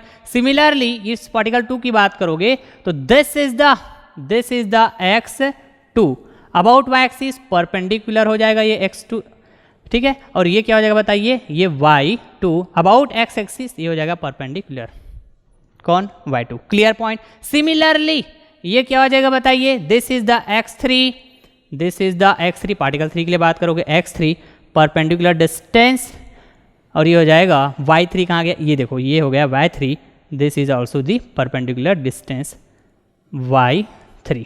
इतने से बात क्लियर है क्या बताइए जरा, बिल्कुल क्लियर है, बिल्कुल क्लियर है, राइट। अब देखिए यहाँ पे ना हम लोग एक प्रिंसिपल की बात करते हैं, movement principle, that is nothing but the Varignon's theorem, that is nothing but the Varignon's theorem. तो वायरिगनस थ्योरम किसी भी, या फिर मैं बोलूँ जो मूवमेंट प्रिंसिपल, ओके, तो मूवमेंट की जब हम बात करते हैं किसी भी फिजिकल क्वांटिटी के लिए डिफाइन किया जा सकता है, जैसे कि आपको पता है अभी तक आपने डिफाइन किया हुआ है मूवमेंट ऑफ फोर्स, इसी के बारे में अभी तक है ना हमने समझा हुआ है और वही पढ़ाया हूँ मैं, मूवमेंट ऑफ फोर्स। तो मूवमेंट ऑफ फोर्स के बाद है ना और भी नंबर ऑफ फिजिकल क्वांटिटी होंगे जिसके लिए हम लोग मूवमेंट को डिफाइन कर सकते हैं, ठीक है। वेट के लिए भी डिफाइन करते हैं हम लोग, मास के लिए डिफाइन करते हैं, एरिया के लिए डिफाइन करते हैं मूवमेंट को, नंबर ऑफ फिजिकल क्वांटिटी के लिए हम लोग मूवमेंट को डिफाइन करते हैं, क्लियर बात है। तो यहाँ पे यदि मैं centre of gravity find out करने जा रहा हूँ, सेंटर ऑफ ग्रेविटी का लोकेशन फाइंड आउट करने जाऊंगा, that is nothing but X bar equal to how much and Y bar equal to how much, okay. ये मेरा क्या रहेगा, पर्पस रहेगा जब मैं centre of gravity find out करने जाऊंगा तब, क्लियर बात है जी। तो ये लोकेशन को बताएगा, ठीक है। तो यहाँ पे मैं मूवमेंट बात करूंगा, वेट के कारण मूवमेंट की बात करूंगा, क्लियर बात है। तो देखिए तो जरा, और यहाँ पे ना मैं एक्सिस के अबाउट बात करूंगा, किसके अबाउट बात करूंगा, एक्सिस के अबाउट, क्लियर है, एक्सिस के अबाउट मूवमेंट की बात करूंगा। तो पहले यदि मैं बात करूं मूवमेंट अबाउट या फिर मैं बोलूं movement of weight about Y axis, clear है। सबसे पहले मैं बात करता हूं movement of weight about Y axis, clear बात है। तो कैसे देखो तो वायरिगनस थ्योरम, एज पर दी वायरिगनस थ्योरम, ठीक है। यहाँ पे एक थ्योरम अप्लाई करेंगे, लिख दे रहा हूं मैं, ठीक है।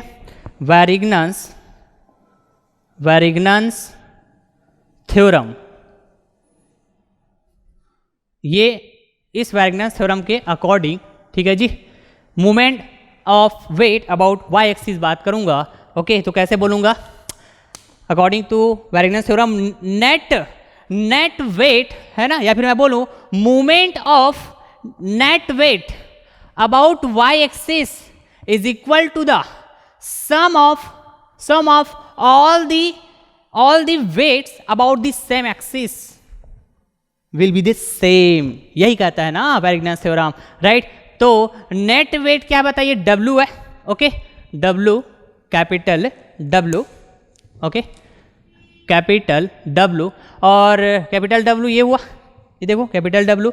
तो परपेंडिकुलर डिस्टेंस क्या होगा बताइए, तो y एक्सिस के अबाउट बात कर रहा हूं मैं, y एक्सिस के अबाउट बात कर, तो y एक्सिस के अबाउट परपेंडिकुलर डिस्टेंस इस पॉइंट के लिए जिस पॉइंट पे ये W वेट एक्ट कर रहे हैं, ओके, एंटायर वेट एक्ट कर रहे हैं, तो ये x बार वाला होगा क्या, क्लियर है क्या पॉइंट, ओके। तो ये हो जाएगा W x बार, ये नेट वेट का मूवमेंट हुआ about y axis, right, W into perpendicular distance, बिल्कुल क्लियर, राइट।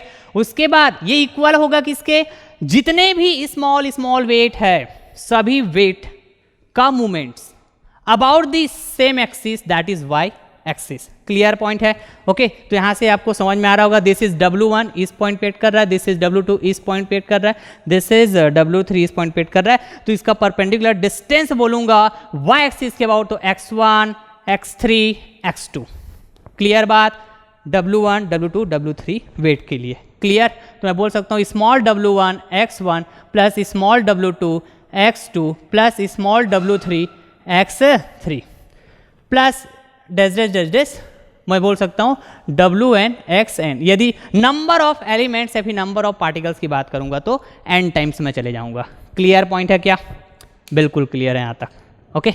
नाउ अब देखिए जरा, यदि मैं यहाँ पर x bar equal to, right, मेरे को x बार फाइंड आउट करना है ना जी, ओके तो इस W को इधर मैं ट्रांसपोज कर दूंगा तो ये कुछ ऐसा हो जाएगा कि W1 x1 प्लस W2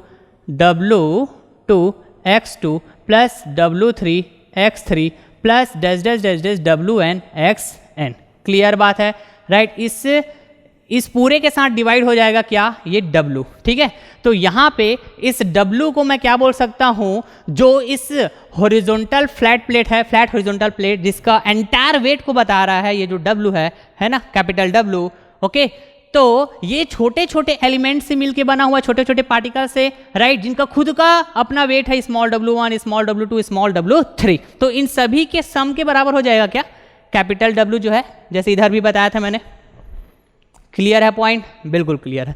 तो मैं कह सकता हूं this W is nothing but the sum of all the smaller weight, that is W1, W2, W3 plus dash dash dash dash WN। यदि n नंबर ऑफ एलिमेंट है तो n number of smaller weight होगा।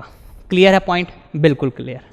Now तो x bar तो हमने find out कर लिया, ठीक है, मतलब सेंटर ऑफ ग्रेविटी का हमने x कोऑर्डिनेट फाइंड आउट कर लिया, ठीक। अब y कोऑर्डिनेट फाइंड आउट करने जाऊंगा तो मैं क्या बोलने वाला हूं बताइए तो जरा, मोमेंट ऑफ वेट। फिर से मैं मोमेंट ऑफ वेट की बात करने वाला हूं, अबाउट कौन सा एक्सिस जी, X axis. Clear, X axis, okay, बिल्कुल क्लियर है। तो जस्ट ये क्या हो जाएगा, अपोजिट हो जाएगा। नेट वेट का मूवमेंट बात करूंगा अबाउट एक्स एक्सिस, तो एक्स एक्सिस देखिए तो जरा, ये एक्स एक्सिस है, तो परपेंडिकुलर डिस्टेंस जाऊंगा मैं मेजर करने के लिए तो वाई एक्सिस के लाऊं जाऊंगा क्या। क्लियर है, तो this is the net weight W, okay, this is my perpendicular, sorry this is the X axis. तो परपेंडिकुलर डिस्टेंस क्या हो जाएगा, ये वाई बार होगा क्या, होगा ना वाई बार। क्लियर है पॉइंट, ओके, बिल्कुल क्लियर है। ये ऐसा है डियर, ये देखो, इसको आप ऐसा देखिएगा, है ना, फील कीजिएगा थोड़ा। This is the X axis, this is the Y axis, और यहाँ कहीं पे ना ये प्लेट रखा हुआ है, ऐसा रखा हुआ है, और इसका वेट ऐसा एक्ट कर रहा है। क्लियर है क्या पॉइंट। तो इस वेट जहाँ पे ये पॉइंट पे एक्ट करेगी, यहाँ पे है पॉइंट एक्चुअली, ठीक है। तो इस एक्स एक्सिस के बाद मूवमेंट की बात करूंगा तो परपेंडिकुलर डिस्टेंस इस पॉइंट का ऐसे जाऊंगा ना, वाई एक्सिस के लाऊं, ये वाई एक्सिस के लाऊं जाऊंगा ना, तो ये this is the Y bar. Clear है क्या पॉइंट, बिल्कुल क्लियर है। तो ये Y bar equal to net weight का मूवमेंट हो गया, तो स्मॉलर वेट का तो ये हो जाएगा सिमिलरली W1 Y1, आप फील कर पा रहे होंगे, W2 Y2 plus W3 Y3 plus W4, या फिर मैं बोल सकता हूं dash dash dash dash WN YN। Clear point है क्या, बिल्कुल। मेरे को चाहिए वाई बार, कोऑर्डिनेट्स चाहिए सेंटर ऑफ ग्रेविटी का, तो अगेन मैं बोल पाऊंगा this W1 Y1 plus this W2 Y2 plus this W3 Y3 plus dash dash dash dash WN YN divided by, इन सभी का डिवाइड में आ जाएगा कौन, ये capital W, and this capital W is nothing but what, some of small W1, small W2, small W3 plus dash dash dash dash small WN। Clear है। तो ये हो गया dear centre of gravity, right, that is nothing but the point where entire weight of the body is assumed to be concentrated, right। तो उसका ये location है x coordinate और y कोऑर्डिनेट, उसका लोकेशन ये x बार डिस्टेंस पे जाओगे, y बार distance पे जाओगे, तो यहाँ कहीं पर वो पॉइंट आएगा, है ना, जिसमें इस बॉडी का जो हॉरिजॉन्टल फ्लैट प्लेट है उसका एंटायर वेट एक्ट करेगा। क्लियर है। तो ये हो गया सेंटर ऑफ ग्रेविटी का हमने लोकेशन फाइंड आउट कर लिया। क्लियर है क्या पॉइंट, बिल्कुल क्लियर। ओके, ना अब हम लोग बात करते हैं सेंटर ऑफ मास का। सेंटर ऑफ मास का बात करते हैं डियर। इधर आइए, इधर आइए। तो सेंटर ऑफ मास यहाँ पे देखिए जरा, ऐसी सीक्वेंस में आप चलिएगा। सेंटर ऑफ मास, ठीक है, क्लियर है क्या पॉइंट? बिल्कुल क्लियर है। अब देखिए यहाँ पे सेंटर ऑफ ग्रेविटी को मैंने अज्यूम किया था कि यहाँ कहीं पे होगा, चलो सपोज करके मैं सपोज कर लिया था। अब मैं क्या करता हूँ ना, सेंटर ऑफ मास का भी बात कर लेता हूँ, सेंटर ऑफ मास का भी बात कर लेता हूँ। तो सेंटर ऑफ मास कहीं पे है, मेरे को नहीं पता, ठीक है, चलो ये यहाँ पे ऐसा मान लेता हूँ मैं, this is the centre of mass, centre of मास। ये भी एक पॉइंट होता है जहाँ पे एंटायर मास क्या होगा, कॉन्सनट्रेट होगा, कॉन्सनट्रेट होगा, ठीक है। तो यहाँ पे चलो मैं बोल देता हूँ राइट, ये हो जाएगा ये इस तरह से, ठीक है। इसका भी कोऑर्डिनेट मैं देखूंगा, तो चलिए मैं बोल देता हूँ इसको एक्स बार और ये वाई बार, ठीक है, एक्स बार और ये वाई बार। सपोज चलिए एक्स वन वाई बार, इसको बोल देता हूँ मैं एक्स बार डेज बोल देता हूँ, ठीक है क्या, एक्स बार डेज बोल देता हूँ, ये बोल देता हूँ इसको वाई बार डेज बोल देता हूँ, ठीक है, for more clear, for more clear, ठीक है क्या, बिल्कुल बिल्कुल। तो चलिए सेंटर ऑफ मास, फिर से मूवमेंट प्रिंसिपल की बात करूंगा मैं, राइट। तो यहां पर मैं मूवमेंट बात करूंगा किसका, मास का, किसका बात करूंगा, मास का, एज पर दी मूवमेंट प्रिंसिपल, ठीक है। तो चलिए मूवमेंट ऑफ मास अबाउट, बताइए वाई एक्सिस बोल दूं क्या पहले, वाई एक्सिस, ठीक है, movement of mass about Y axis, ठीक है। तो सिमिलरली वेट के लिए बात की, movement principle by resonance theorem, वही बात करेंगे, नेट मास का मूवमेंट, नेट मास मतलब कैपिटल एम का movement about Y axis, clear बात है। तो ये देखो तो क्या है बताओ, एक्स बार परपेंडिकुलर डिस्टेंस हो जाएगा, ये एक्स बार डैश, यही होगा क्या बताइए, नेट, या फिर मैं बोलूं एंटायर मास का मूवमेंट अबाउट वाई एक्सिस, तो mass into perpendicular distance X bar dash, बोल सकता हूं क्या ऐसा। अब उसके बाद यदि मैं सभी मास का जो वो मूवमेंट आएगा, जितने भी और स्मॉलर मास है m1 m2 m3, इसका जो मूवमेंट आएगा उसका सम कर दूंगा, तो यही तो होता है ना movement principal.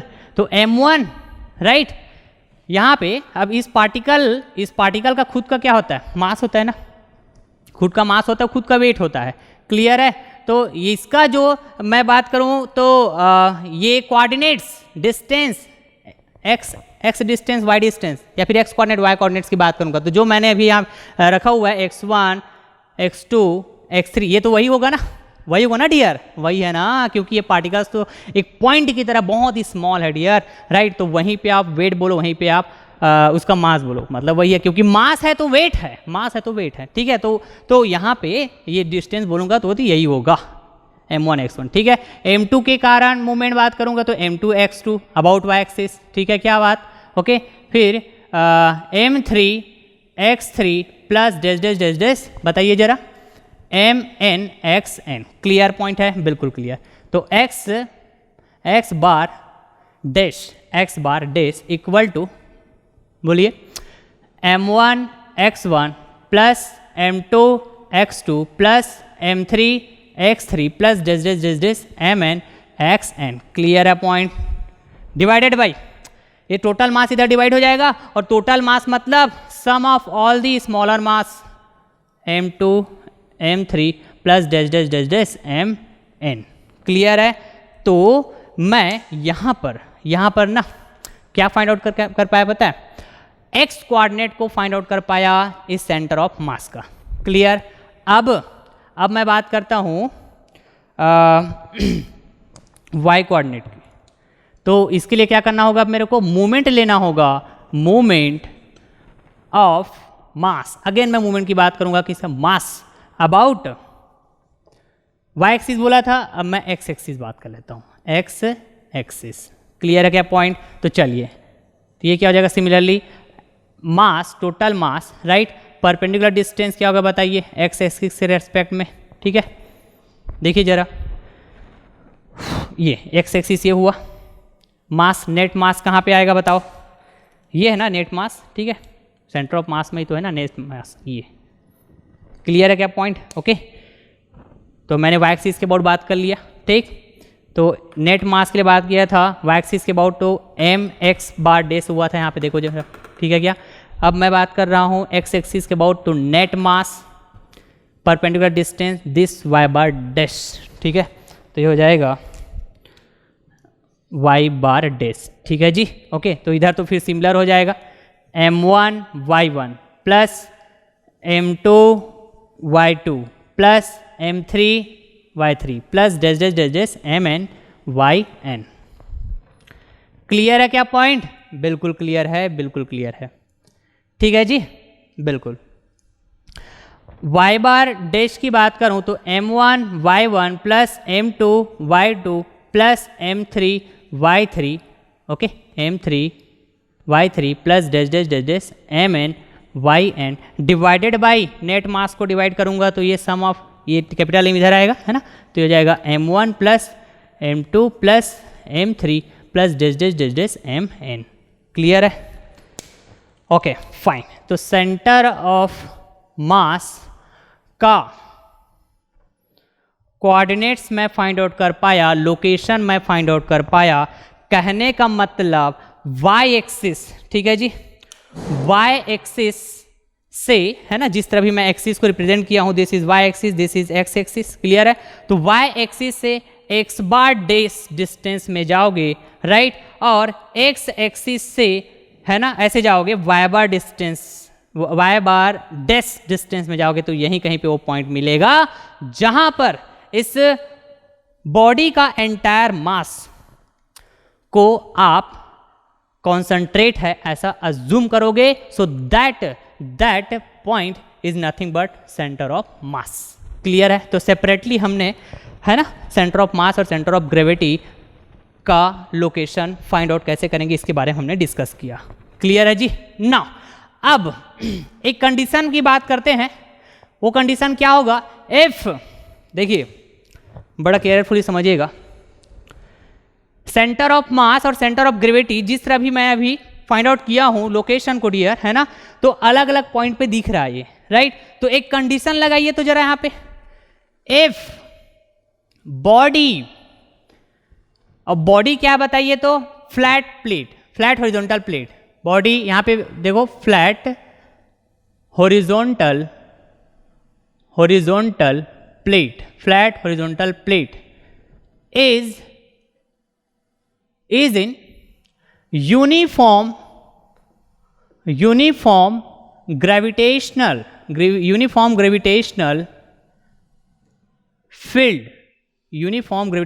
field, that means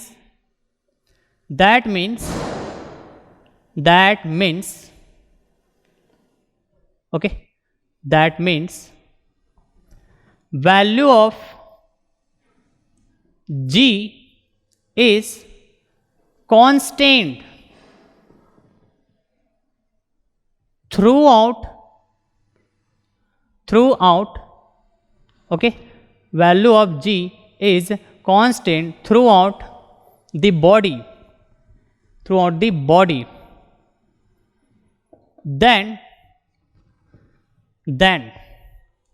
very most important note point, then center of gravity equal to centre of mass. कहने का मतलब बॉडी का जो सेंटर ऑफ ग्रेविटी है और जो सेंटर ऑफ मास है वो सेम होगा, मतलब सेंटर ऑफ ग्रेविटी भी पॉइंट है ना, जैसे आप डिफाइन करते हो सेंटर ऑफ मास भी एक पॉइंट है, तो एक ही पॉइंट में लाई करेगा centre of gravity and centre of mass, centre of gravity and centre of मास।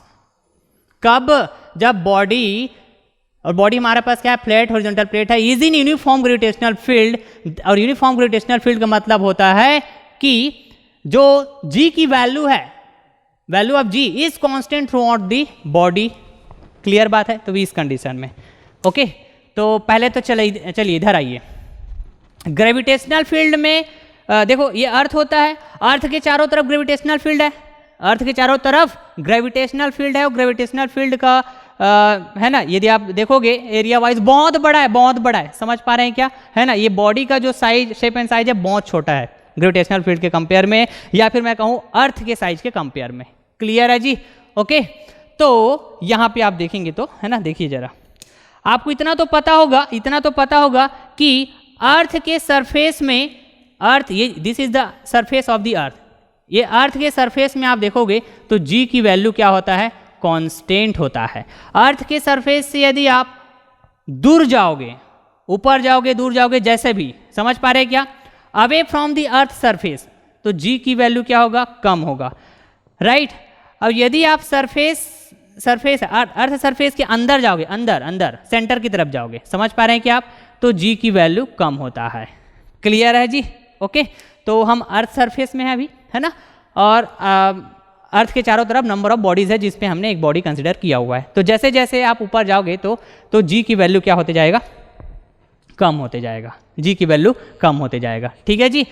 तो ये जी का इफेक्ट कब तक रहेगा, जब तक ग्रेविटेशनल फील्ड में है हम, और ग्रेविटेशनल फील्ड बहुत बड़ा है डियर, समझ पा रहे हैं क्या, ओके। तो यदि मैं ऊपर जाते जाऊंगा, है ना जी, तो ये बॉडी में आप देखोगे, ये बॉडी नंबर ऑफ पार्टिकल से मिलकर बना हुआ है, तो नंबर ऑफ पार्टिकल्स खुद का एक वेट है ना, और weight is nothing but what, मास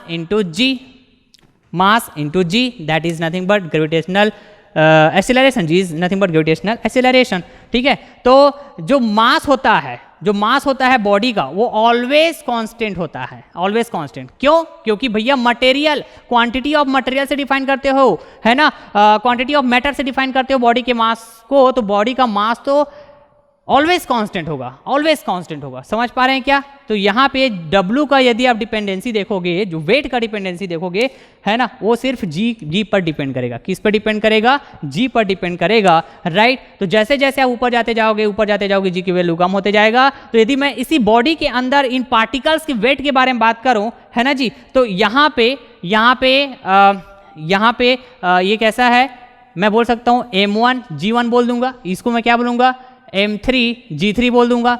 बड़ा केयरफुली समझिएगा डियर, ये बोल दूंगा M2 G2 बोल दूंगा। क्लियर बात है। तो यहाँ पे G की वैल्यू, यहाँ पे G की वैल्यू, यहाँ पे G की वैल्यू अलग अलग होगा, है ना।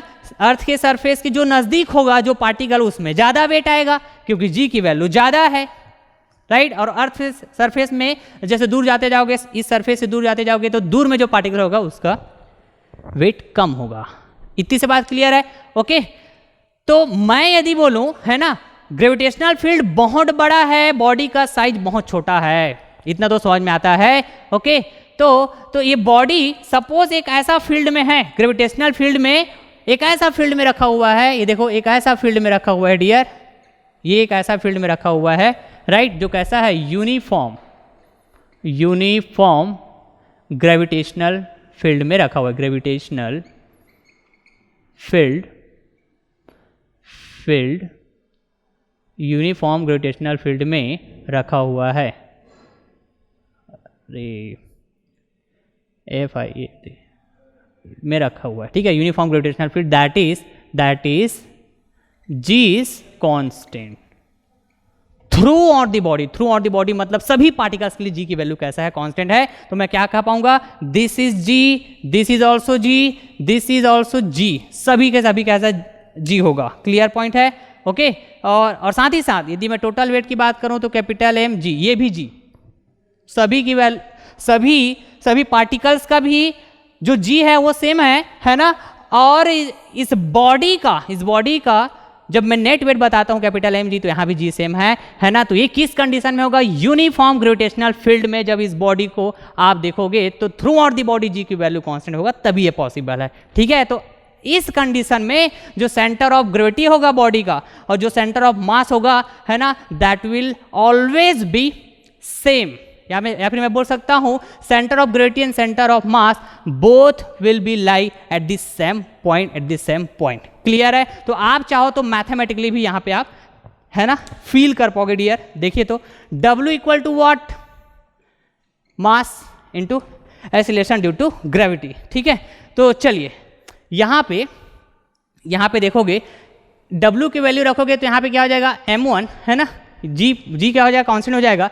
तो यहाँ पे बोलोगे तो ये हो जाएगा M1G, M2G, M3G, M1G, M2G, M3G, मतलब G सेम होगा ना यहाँ पे। तो यहाँ पे क्या होगा पता है, ये x बार इक्वल टू क्या आ जाएगा पता है, क्या आ जाएगा, G कैंसिल हो जाएगा ऊपर और नीचे से, है ना। तो ये हो जाएगा M1 x1, okay, M2 x2 m3 x3, ठीक है, plus this mn xn divided by m1 plus m2 plus m3 plus this mn, ठीक है। सिमिलरली y बार की बात करूंगा, यहाँ पे फिर से w1 की वैल्यू रखोगे m1 g, w2 m2 g, w3 m3 g, इधर भी वैसे रखोगे तो g कैंसिल हो जाएगा, तो y बार आ जाएगा dear m1 x1 sorry m1 y1 m2 y2 m3 y3 plus this mn yn divided by m1 m2 m3 plus this mn। Okay, तो अब यहां से आप देखो, इधर आइए, इधर आइए, इधर आइए। सेंटर ऑफ मास का कोऑर्डिनेट्स फाइंड आउट किया था x बार डैश y बार डैश, ठीक है। ये वही वैल्यू आ रहा है, क्या बताओ, इधर x बार y बार, देखो वही वैल्यू क्या डियर। ओके, कहने का मतलब यहां पे क्या है पता है, x bar equal to x bar dash, clear, y बार इक्वल टू y बार डैश, समझ पा रहे हैं क्या। तो यहां पर जो x बार y बार है, ये क्या बताया था, centre of gravity, location of, ऐसा location of centre of gravity को बताया, और ये क्या बताया, location of centre of mass, और दोनों इक्वल आया किस कंडीशन में, जब body is in uniform gravitational field, that means the value of g is constant throughout the body, then centre of gravity equal to centre of mass, मतलब centre of gravity और centre of mass एक ही point पे लाई करेगा। यदि centre of gravity यहाँ पे है तो यहीं पे दोनों के दोनों लाई करेगा। क्लियर है बात जी। ओके, तो हम लोग जब प्रॉब्लम्स करते हैं डियर, न्यूमेरिकल सॉल्व करते हैं, है ना, तो जी की वैल्यू ना throughout the body constant ही होता है, राइट, हम कांस्टेंट ही लेके चलते हैं, इसीलिए भैया सेंटर ऑफ ग्रेविटी और सेंटर ऑफ मास का जो लोकेशन है ना, आप स्क्रीनशॉट लीजिए, ओके, वो हमेशा एक ही पॉइंट पे लाई करेंगे, सेंटर ऑफ ग्रेविटी और सेंटर ऑफ मास। क्लियर है क्या पॉइंट, बिल्कुल क्लियर होना चाहिए डियर, बिल्कुल क्लियर होना चाहिए। ओके, मेरे ख्याल से अब आपको डाउट नहीं हो रहा होगा कि सेंटर ऑफ ग्रेविटी और सेंटर ऑफ मास किस तरह, है ना, हम बोलते हैं कि सेम होता है, एक ही पॉइंट पे लाई करते हैं, तो वो कंडीशन क्या है ना, समझ गए होंगे कि भैया ग्रेविटेशनल फील्ड यूनिफॉर्म होने के कारण, या फिर जी की value through out the body constant होने के कारण सेंटर ऑफ ग्रेविटी और सेंटर ऑफ मास क्या हो जाता है, सेम हो जाता है, सेम हो जाता है। हो गया क्या।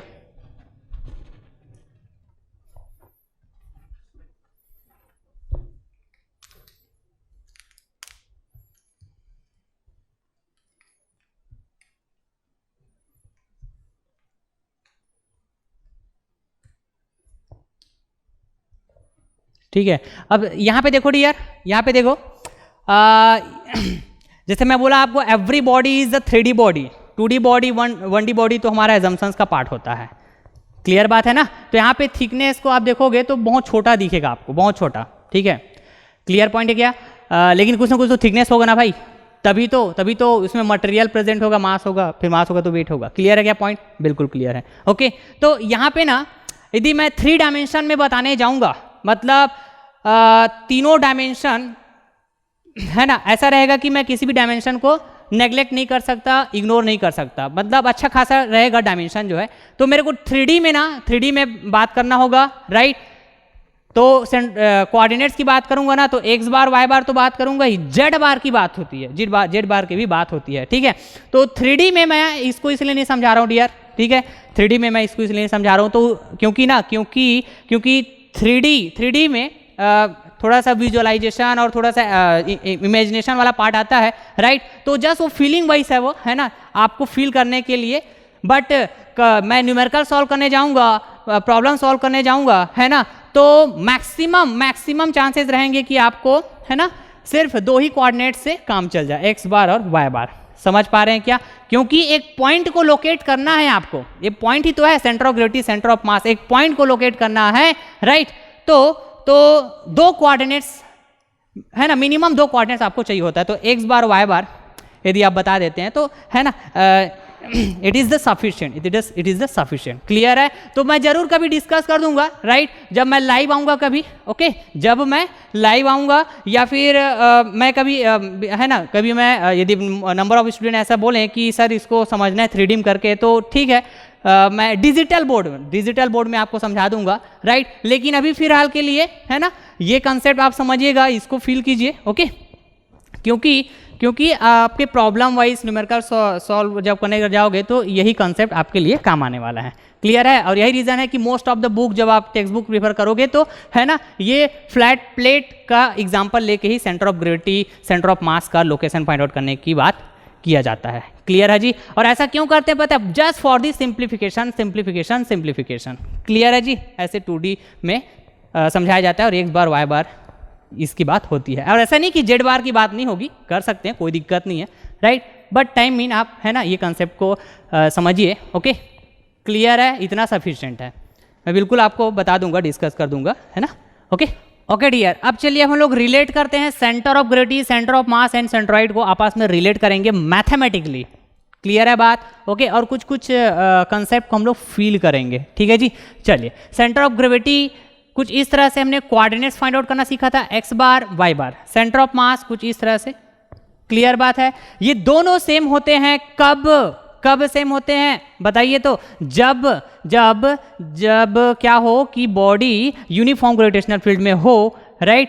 तो वेट इक्वल टू होता है डियर mg, राइट। तो g की वैल्यू क्या हो? कांस्टेंट हो, क्या हो? Constant, right. तो यहाँ पर वैल्यू पुट करोगे तो है ना, ये कैंसिल हो जाएगा और इस तरह से फिर से इक्वेशन मिल जाएगा। यही सेंटर ऑफ ग्रेविटी का जो कोऑर्डिनेट्स है x बार y बार, है ना, ये वैल्यू सेम हो जाएगी जो सेंटर ऑफ मास के कोऑर्डिनेट्स है x बार y बार की वैल्यू के। क्लियर बात है? तो मैं यहाँ पे क्या कह सकता हूँ, सेंटर ऑफ ग्रेविटी और सेंटर ऑफ जो मास है, क्लियर, ये एक ही होगा कब जब g इज कांस्टेंट, ठीक है, g is constant through out body. Clear है क्या पॉइंट? ओके। तो चलिए इधर आइए तो जरा, राइट। तो यहाँ पे ये सब है ना, ये मटेरियल हुआ, मास हुआ, मटेरियल हुआ, जैसा भी है समझिए, ठीक है जी। क्लियर है क्या पॉइंट? ओके। तो देखिए यहाँ पर यदि यूनिफॉर्म ग्रेविटेशनल फील्ड है, सबसे पहले तो सेंटर ऑफ मास की बात करूं मैं, यदि सेंटर ऑफ मास की बात करूं तो मास तो ऑलवेज कांस्टेंट, राइट। तो सेंटर ऑफ मास ये जैसे कि आप देख पा रहे हो सिमेट्रिकल बॉडी है क्या? जनरल शेप का बॉडी नहीं है, सिमेट्रिकल बॉडी है। तो ये है ना, इसके सेंटर पे होगा dear centre of mass. Clear है क्या पॉइंट? क्लियर है? तो यहाँ कहीं पे होगा सेंटर ऑफ मास, है ना।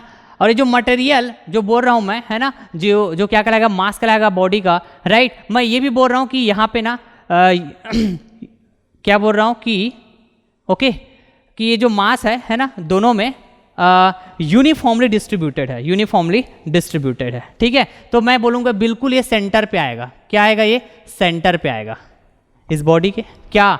Centre of mass. क्लियर है क्या पॉइंट? ओके। यहाँ भी इस कंडीशन में भी मैं बोल रहा हूँ कि बॉडी में जो मास डिस्ट्रीब्यूटेड है, ये जो मटेरियल डिस्ट्रीब्यूटेड है, right, through out the body कैसा है? यूनिफॉर्म है। तो बिल्कुल ये सिमेट्रिकल बॉडी है ना, क्यूबाइड बोलो या फिर क्यूब बोलो, ये बिल्कुल सेंटर पे आएगा, ये भी हो जाएगा centre of mass. Clear, right. अब हम लोग बात कर रहे हैं g इज कांस्टेंट, मतलब यदि पहला केस में g कांस्टेंट है एवरीवेयर, ठीक है। अभी मैं क्या बोला था? मटेरियल यूनिफॉर्म डिस्ट्रीब्यूटेड है, मतलब मास यूनिफॉर्म डिस्ट्रीब्यूटेड है। तो ये सिमेट्रिकल शेप का बॉडी है, तो बिल्कुल सेंटर में आएगा सेंटर ऑफ मास, ठीक है।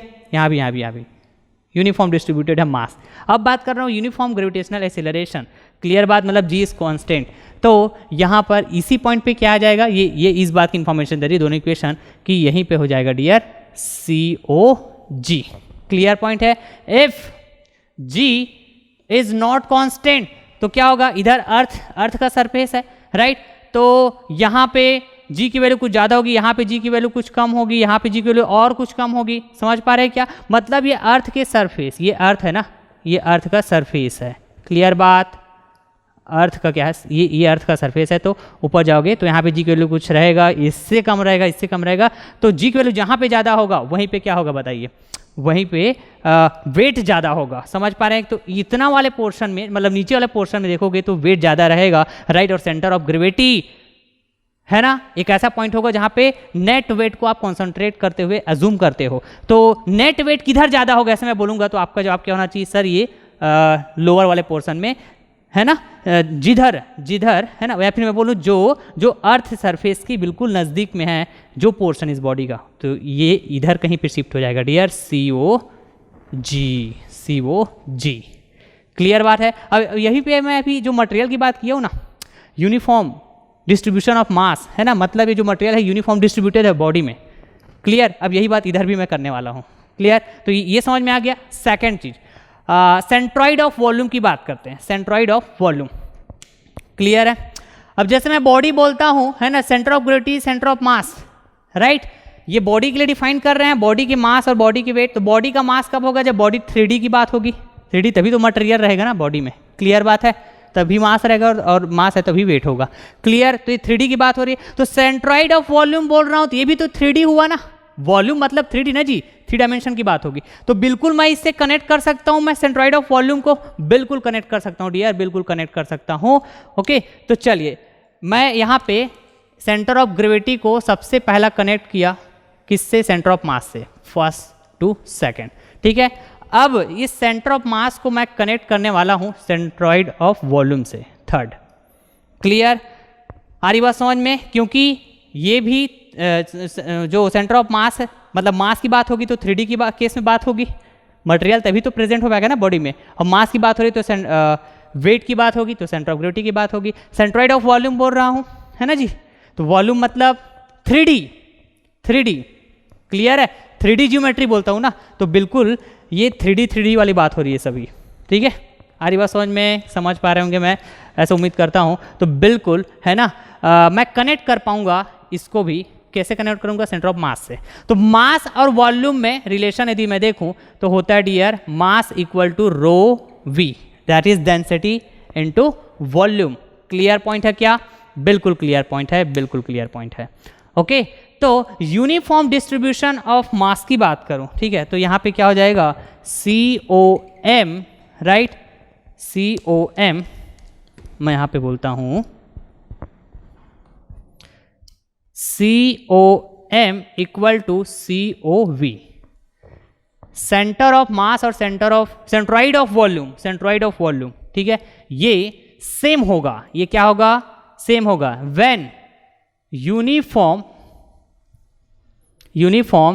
डिस्ट्रीब्यूशन ऑफ मास। इसका मतलब क्या हुआ कि डेंसिटी विल बी कांस्टेंट।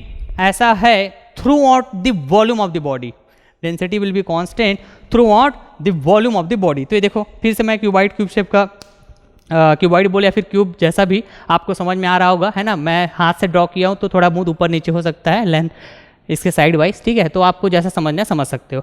लेकिन क्यूबॉइड की बात करूं या फिर क्यूब शेप की बॉडी की बात करूं तो वो तो सिमेट्रिकल बॉडी होती है। ओके, तो यूनिफॉर्म डिस्ट्रीब्यूशन ऑफ मास की बात करूं, right, uniform distribution of mass की बात करूं डियर। ओके, तो देखिए जरा, मतलब मटेरियल जो मास है वो through out the volume of the body, है ना, यूनिफॉर्मली डिस्ट्रीब्यूटेड है। इधर भी सब जगह यूनिफॉर्म, किसी तरफ ज़्यादा ना किसी तरफ कम, मतलब यहाँ पे density is constant.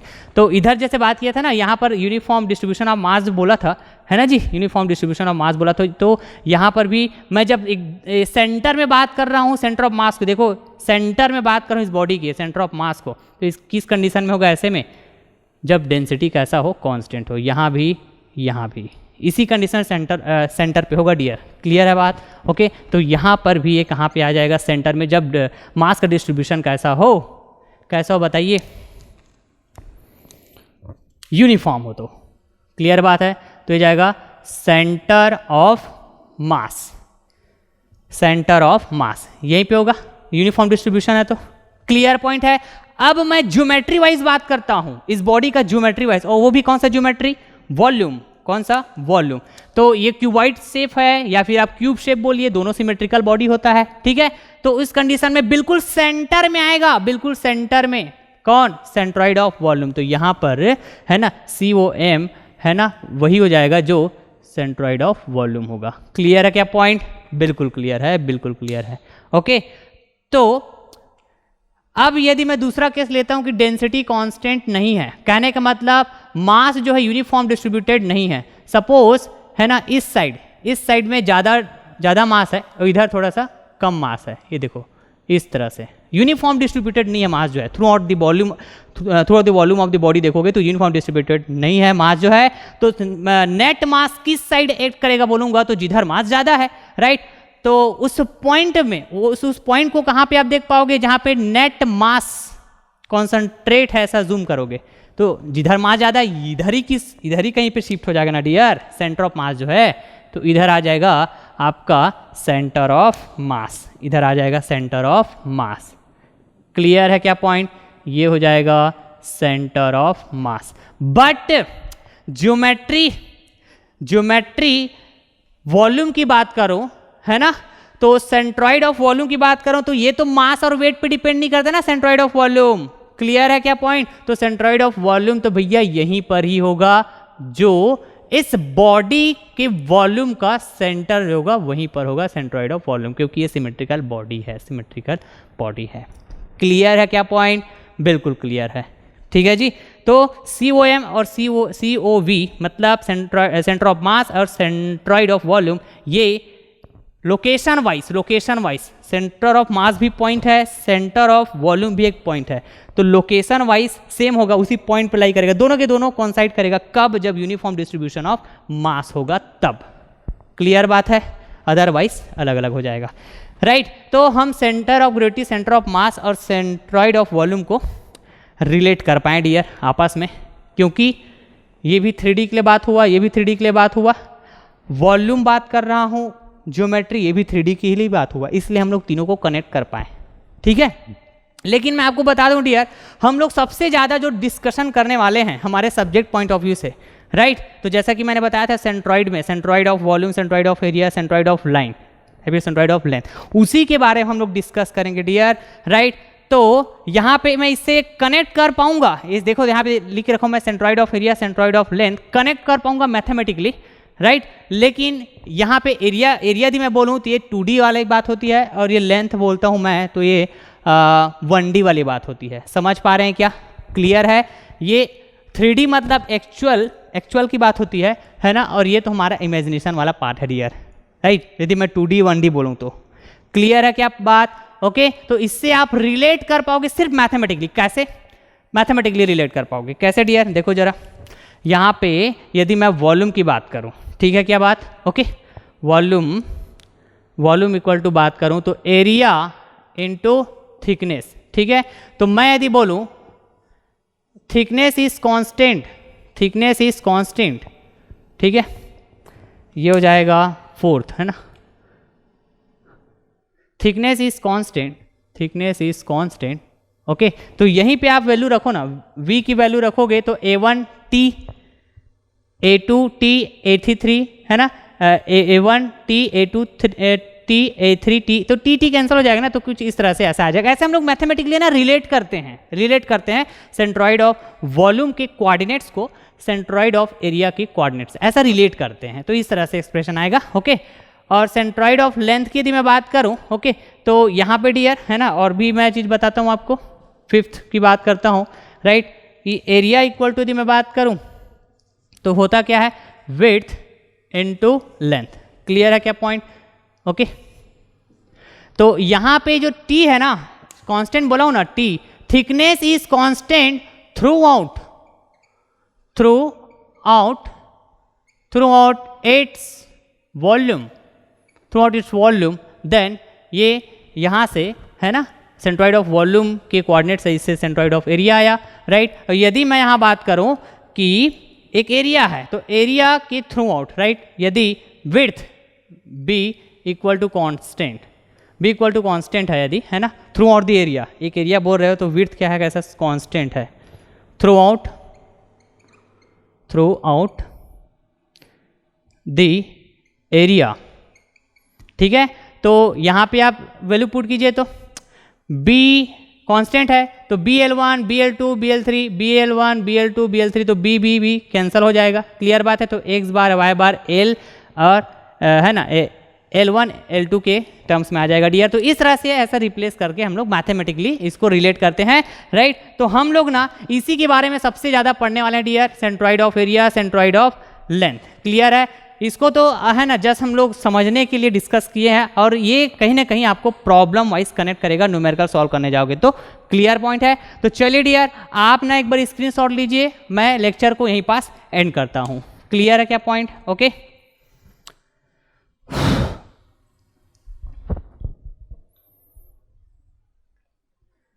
Just basic introduction देखें डियर, ऑलमोस्ट सारे डाउट्स आपके क्लियर हो गए होंगे, हरी बात समझ में। कब centre of gravity centre of mass same होगा, ये चीज समझ पाए होंगे। Centre of mass centroid of volume कब सेम होगा, क्लियर। और centre of gravity centre of mass और सेंट्रॉइड ऑफ वॉल्यूम, ठीक है, तीनों 3D के लिए डिफाइन करते हैं हम लोग, ठीक है। Centre of gravity centre of mass 3 dimensional body के लिए डिफाइन हुआ और बॉडी तो 3 डायमेंशनल होता ही है, क्लियर है ये। और सेंट्रॉइड ऑफ वॉल्यूम भी 3D के लिए डिफाइन होता है, लेकिन किस लिए, 3D ज्योमेट्री के लिए, इसलिए हम इन तीनों को आपस में कनेक्ट कर पाए। और जस्ट मैथमेटिकली कनेक्ट करते हुए हम लोग है ना ये एरिया और लेंथ, मतलब centroid of area centroid of length को भी ऐसा कनेक्ट कर पाए। लेकिन इसके बारे में हम लोग बहुत अच्छे से पढ़ने वाले हैं, है ना, अगले लेक्चर में, ओके। तो ये कनेक्ट करना आना चाहिए आपको, राइट, समझ में आना चाहिए जो बेसिक जो कंसेप्ट है वो, क्लियर है। आई होप आप इंजॉय किए होंगे, जरूर फीडबैक दीजिएगा, कमेंट बॉक्स में कमेंट कीजिएगा डियर, ओके। चलिए फिर चलता हूँ, थैंक यू सो मच।